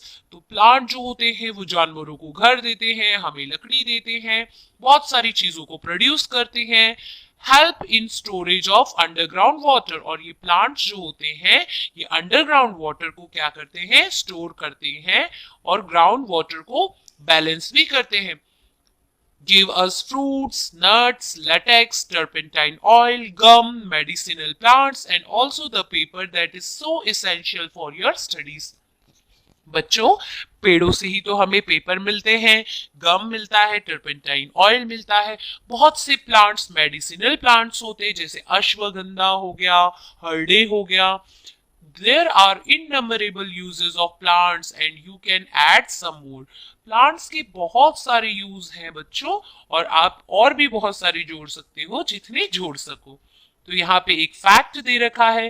Do you no vultures in the Indian subcontinent were dying of kidney failure shortly after scavenging livestock treated with diclofenac, a painkiller that is similar to aspirin or ibuprofen. Efforts are on to ban the drug for livestock use and breed vultures in captivity.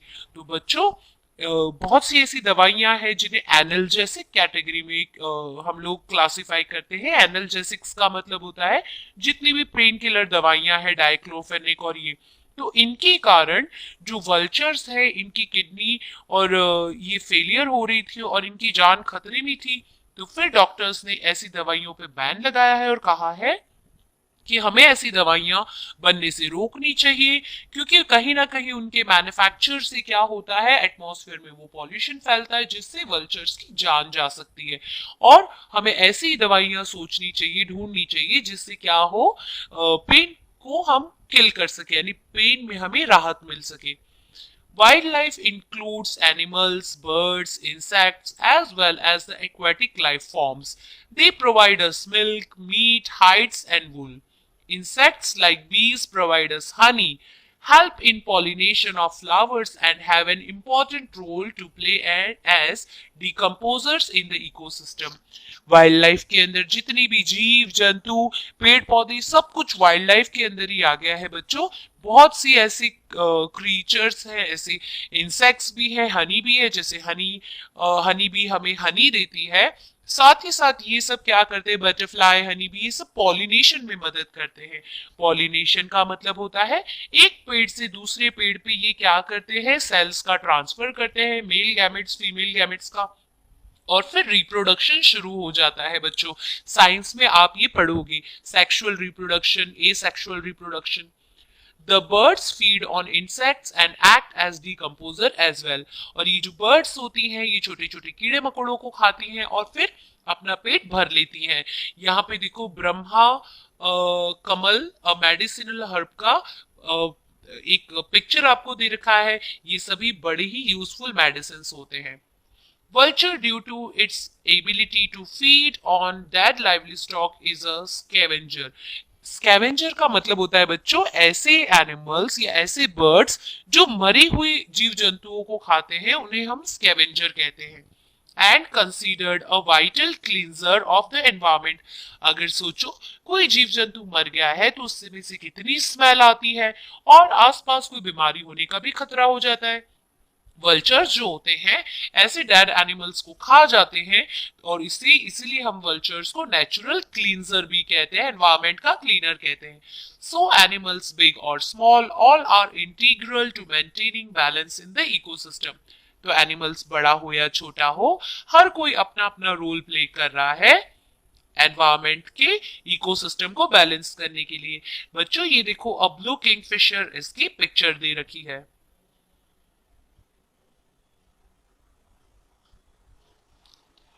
बच्चों अब बात करते हैं distribution of natural vegetation, किस तरीके से distribution हुआ है नेचुरल वेजिटेशन का। जैसे ट्रॉपिकल रेन फॉरेस्ट में बहुत ज्यादा घने पेड़ होते हैं, घने जंगल होते हैं। तो देखो, the growth of vegetation depends primarily on temperature and moisture. अगर बहुत ज्यादा गर्मी है, बहुत ज्यादा बारिश आती है, कम बारिश आती है, बहुत ज्यादा सर्दी है, तो उस हिसाब से पेड़ पौधे हमेशा उगते हैं। The major vegetation types of the world are grouped as forest, grasslands, scrubs, and tundra. In areas of heavy rainfall, huge trees may thrive. तो जहाँ पे बहुत ज्यादा बारिश होती है, जैसे अमेज़न के जंगल, वहां पे बड़े बड़े पेड़ उगते हैं। The forests are thus associated with areas having abundant water supply.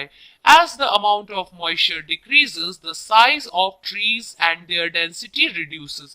जैसे जैसे रेनफॉल या मॉइस्चर कम होता जाता है, वैसे वैसे ये जो हरे भरे जंगल होते हैं, इनकी तादाद भी कम होती जाती है। In the regions of moderate rainfall, short stunted trees and grasses grow forming the grasslands of the world. और ऐसी जगह जहाँ पे बारिश मीडियम होती है, वहां पे छोटे छोटे पेड़ उगते हैं और ग्रासेस ग्रो करती है, जिसे हम ग्रासलैंड्स कहते हैं। In dry areas of low rainfall, thorny shrubs and scrubs grow. इस एरिया में हमेशा लो रेनफॉल होने के कारण थ्रोनी श्रब्स यानी कांटे वाली जो छोटे छोटे प्लांट्स होते हैं वो ग्रो करते हैं। In such areas plant have deep roots. अब ऐसे एरिया में क्या होता है बच्चों, प्लांट्स के रूट्स बहुत ही डीप होते हैं ताकि वो डीप रूट्स में से मॉइस्चर को ले सकें। Leaves have thorny and waxy surface to reduce loss of moisture by transpiration. और जो लीव्स होते हैं वो कांटे बन चुके होते हैं, थ्रोनी होते हैं, क्योंकि लीव्स में से क्या होता है, ट्रांसपिरेशन आपने पढ़ रखा है साइंस में। लीव्स के छोटे छोटे पोर्स होते हैं, स्टोमेटा, उसमें से सारा का सारा पानी जो है एटमॉस्फेयर में इवापोरेट हो जाता है, निकल के चला जाता है, जिसे हम ट्रांसपिरेशन कहते हैं।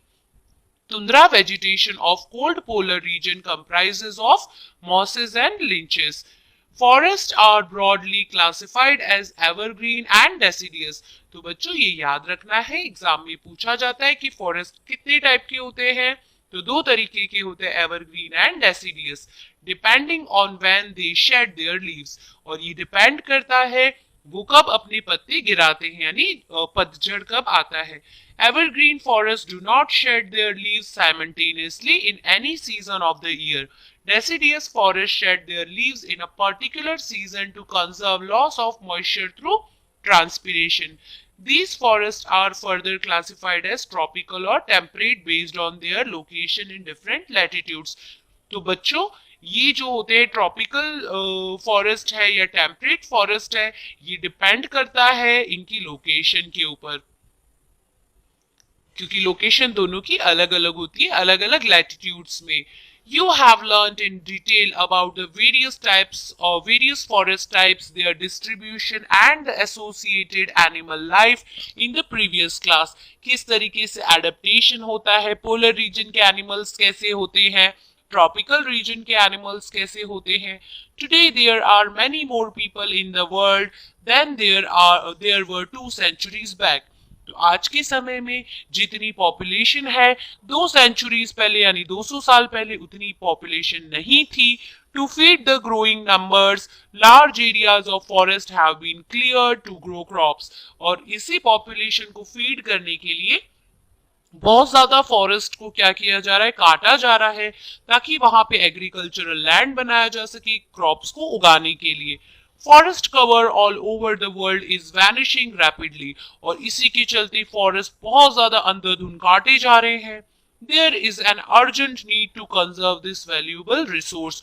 और अब वो समय आ गया है जब हमें इस वैल्यूएबल, इस खजाने को, फॉरेस्ट को बचाना पड़ेगा, वरना आफत आ जाएगी। तो देखो, अ collage of a forest made by school students.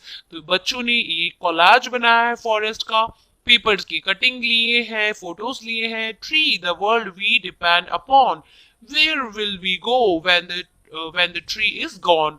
तो यहाँ पे पेड़ देखो अगर बंजर हो जाएगा तो कैसा हो जाएगा, पेपर्स बनाए जा रहे हैं, पेड़ को काट कर रबर मिल रहा है, हम यहाँ पे फर्नीचर बना रहे हैं, वुड यूज कर रहे हैं। तो छोटे बच्चों ने एक कोलाज बनाया है। कोलाज मतलब अलग अलग फोटोज को मिक्स करके एक फोटो बनाया है। Conservation of natural vegetation and wild life. अब बच्चों हमने ये तो जान लिया कि फॉरेस्ट बड़ी इंपॉर्टेंट है, वेजिटेशन जो है, वाइल्ड लाइफ, ये सब आपस में जुड़े हुए हैं, इकोसिस्टम बन रही है। अब इसको बचाना भी हमारा फर्ज है। तो चलो समझते हैं हम इसको कैसे बचा सकेंगे। Forests are our wealth. Plants give shelter to the animals and together they maintain the ecosystem.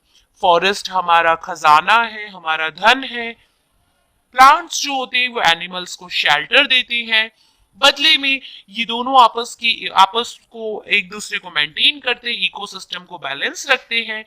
Changes of climate and human interference can cause the loss of natural habitats for the plants and animals. अगर humans इसी तरह से interfere करते रहेंगे, पेड़ों को काटते रहेंगे, सड़कें बनाते रहेंगे, कंस्ट्रक्शन करते रहेंगे, और एनिमल्स जो है वो बेघर हो जाएंगे। अगर जंगल नहीं रहेंगे, जंगल नहीं रहेंगे, एनिमल्स नहीं रहेंगे, एनिमल्स सड़कों पे आ जाएंगे। ह्यूमंस जो है एनिमल्स से ज्यादा पावरफुल है, फिर एनिमल्स को शायद वो नुकसान पहुंचा दे। तो एक तरीके से पूरा का पूरा इकोसिस्टम डैमेज हो सकता है ह्यूमंस की इंटरफेरेंस से। और कभी कभी ऐसा भी होता है बच्चों, ह्यूमंस जो है अगर वो इंटरफेयर नहीं भी करते तो कुछ नेचुरल कैलामिटीज, डिजास्टर्स, जैसे कि जंगल में आग लग जाना या फिर बाढ़ आ जाना, इनके कारण भी हमारे नेचुरल वेजिटेशन और एनिमल्स को काफी लॉस होता है। Many species have become vulnerable or endangered and some are on the verge of extinction. तो बहुत सारी ऐसी स्पीशीज है जो खत्म हो चुकी है, खत्म होने के कगार पे है। और deforestation, soil erosion, constructional activities, forest fires, tsunami and landslides are some of the human made and natural factors. तो अभी जो मैं आपको बता रही थी कि डिफॉरेस्टेशन यानी पेड़ों का काट देना, सॉइल इरोशन, हम जो कंस्ट्रक्शन करते हैं, लैंडस्लाइड हो जाती है, सुनामी आ जाती है, तो ये सब नेचुरल फैक्टर्स है जिसके कारण हमारी वेजिटेशन को बड़ा नुकसान पहुंच रहा है। Together accelerate the process of extinction of these great natural resources. तो कभी कभी इन सारे कारणों के कारण भी नेचुरल एक्सटिंक्शन हो जाता है जंगलों का, एनिमल्स का। One of the major concern is increasing incidents of poaching. Poaching का मतलब होता है शिकार। शिकार के कारण भी बहुत सारी जीव जंतु, ये जो स्पीशीज है जो बड़ी दुर्लभ है, बड़ी इंपॉर्टेंट है, बड़ी वैल्यूएबल है, ये खत्म होती जा रही है। Poaching that result in a sharp decline in the number of particular species. The animals are poached for collection and illegal trade of hides, skins, nails, teeth, horns as well as feathers. तो बहुत सारे ऐसे जानवर हैं जिनकी अलग अलग चीजों के लिए, स्किन, नेल, टीथ, इनके लिए उनको मार डाला जाता है। और इसके कारण क्या हो रहा है, उनकी जो पर्टिकुलर जो नंबर है, जितनी उनकी क्वांटिटी है, वो सब कम होती जा रही है।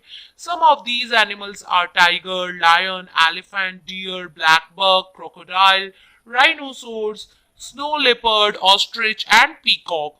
These can be conserved by increasing awareness. तो बच्चों हम क्या कर सकते हैं, हम अवेयरनेस क्रिएट कर सकते हैं लोगों में, ताकि उनको समझ में आए कि ये सब गलत है, ये इलीगल पोचिंग है और गवर्नमेंट ने इनके खिलाफ रूल्स बना रखे हैं। पिक्चर में आपको ब्लैक बग दिखाई दे रहा है। Black bug also needs protection. तो ये ब्लैक बग भी बड़ा ही खूबसूरत होता है और इसको भी प्रोटेक्शन दिया जाता है।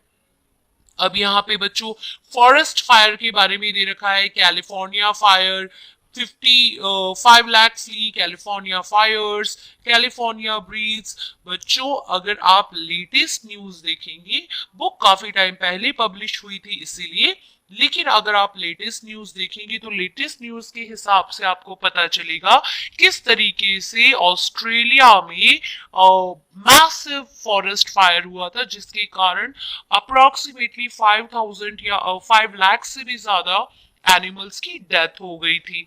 और अमेजोन के जंगलों में भी आग लगी थी, तो उनकी भी बहुत सारी डेथ हो गई है, बहुत सारी कैजुअलिटीज हो गई हैं एनिमल्स की। तो यहाँ पे देखो एक एक्टिविटी दे रखी है ऊपर, जो न्यूज़पेपर के कटिंग्स थे, no more natural fire due to lightning. तो बच्चों यहाँ पे बता रखा है कि जो फायर होती है ये कैसी लग जाती है, आग जंगल में, तो कभी कभी लाइटनिंग के थ्रू यानी बिजली गिरने के थ्रू लग जाती है। Fire due to heat generated in the litter due to carelessness of people. कभी कभी कोई चीज ऐसी हो जो इंसानों ने गलती से फेंक दी हो, ध्यान ना दिया हो, केयरलेसनेस के कारण, तो इसीलिए भी फायर जो है वो हो जाती है produce. Purposely called fire by local inhabitants. और कभी कभी क्या होता है, लोकल इनहेबिटेंट्स यानी लोकल लोग जो होते हैं वो परेशान हो जाते हैं अगर एनिमल्स वगैरह से, और सोचते हैं कि चलो यार यहाँ पे थोड़ी सी क्या करो, डरा दो जानवरों को ताकि वो यहाँ ना आए। और इन सब चक्करों में वो अगर ऐसा कुछ कर देते हैं तो भी फायर जो है वो फैल जाती है।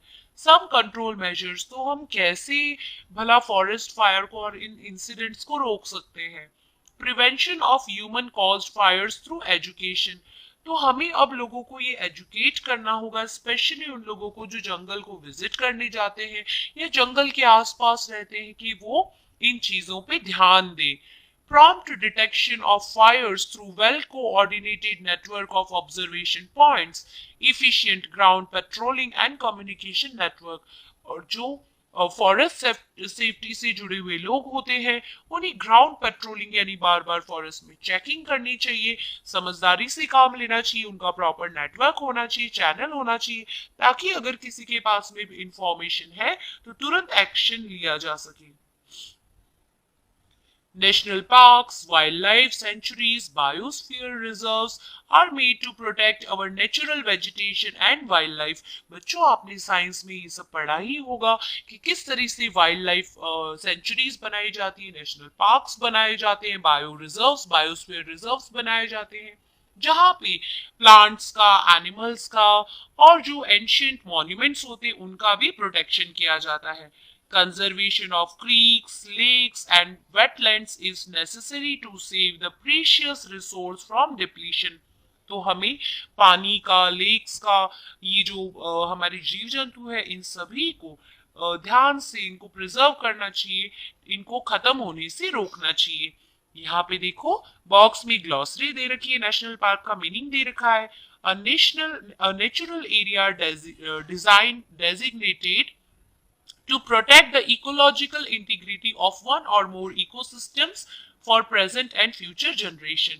तो एक एरिया पर्टिकुलर हमने सौंप दिया है, दे दिया है जानवरों के लिए, ताकि वो इकोलॉजिकल इंटीग्रिटी, वो आराम से अपने इकोसिस्टम के लिए अंदर रह सके, खुश रह सके, हेल्दी रह सके, उन्हें कोई नुकसान ना पहुंचे, ताकि हम अपनी प्रेजेंट जनरेशन के साथ में फ्यूचर जनरेशन को भी ये तोहफा दे सके और वो इन खूबसूरत नज़ारों को देख सके।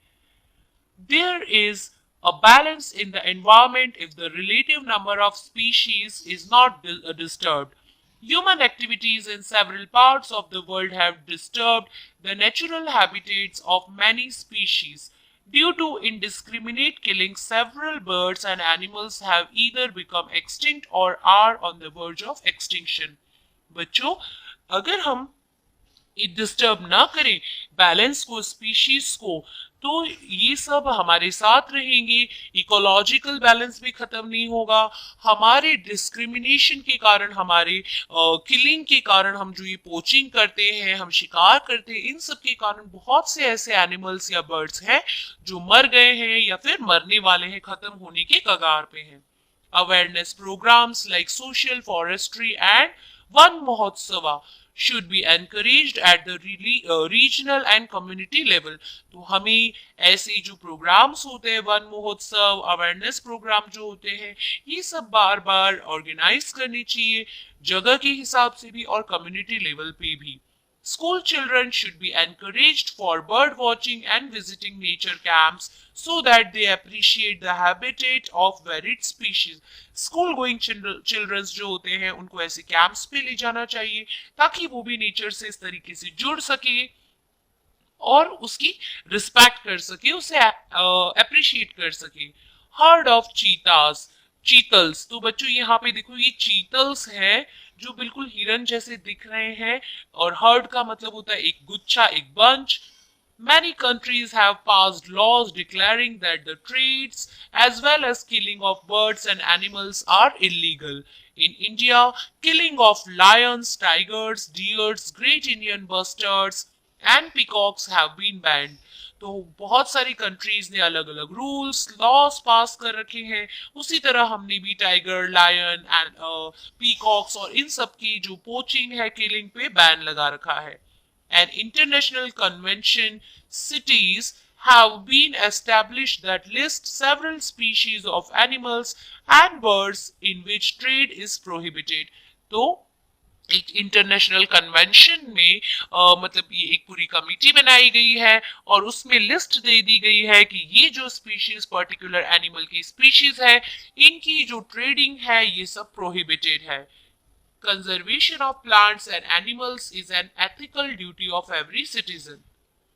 हर एक इंसान की ये मौलिक जिम्मेदारी है, ये मॉरल ड्यूटी है कि उसको इन सब की कंजर्वेशन, एनिमल्स की कंजर्वेशन करनी चाहिए। बच्चों यहाँ पे ग्लॉसरी में बायोस्फीयर रिजर्व के बारे में दे रखा है। Series of protected areas linked through a global network intended to demonstrate the relationship between conservation and development. तो एक ऐसा पर्टिकुलर एरिया जहां पे हम देख सकते हैं, दिखा सकते हैं, कंजर्वेशन कर सकते हैं और डेवलपमेंट कर सकते हैं नेचर के और एनिमल्स के बीच में। यहाँ पे देखो एलिफेंट का एक हर्ड है कांजीरंगा नेशनल पार्क में। स्टूडेंट्स, यहाँ पे एक फैक्ट दे रखा है। Do you no cities, the Convention on International Trade in Endangered Species of Wild Fauna and Flora is an international agreement between governments. It aims to ensure that international trade in specimens of wild animals and plants does not threaten their survival. Roughly 5,000 species of animals and 28,000 species of plants are protected. Bears, dolphins, catki, corals, orchids and aloes are some examples. तो यहाँ पे 5,000 जैसे animals और 28,000 यानी 28,000 जैसे plants, इनका trading किसी भी कंट्री के बीच में पॉसिबल नहीं है। ये एग्रीमेंट साइन किया गया है। तो बच्चों, यहाँ पे हमारा ये चैप्टर फिनिश होता है। चैप्टर बड़ा ही इंपॉर्टेंट था हमारी लाइफ के लिए, क्योंकि अगर हमें अच्छे से जीना है, हमें सरवाइव करना है, तो हमें अपने नेचर के साथ में एक इकोसिस्टम, एक बैलेंस, इकोलॉजिकल बैलेंस मेंटेन करना पड़ेगा। क्योंकि बच्चों, अगर ये सारा इकोसिस्टम डिस्टर्ब होगा तो हमारी लाइफ भी थ्रेट में आ जाएगी।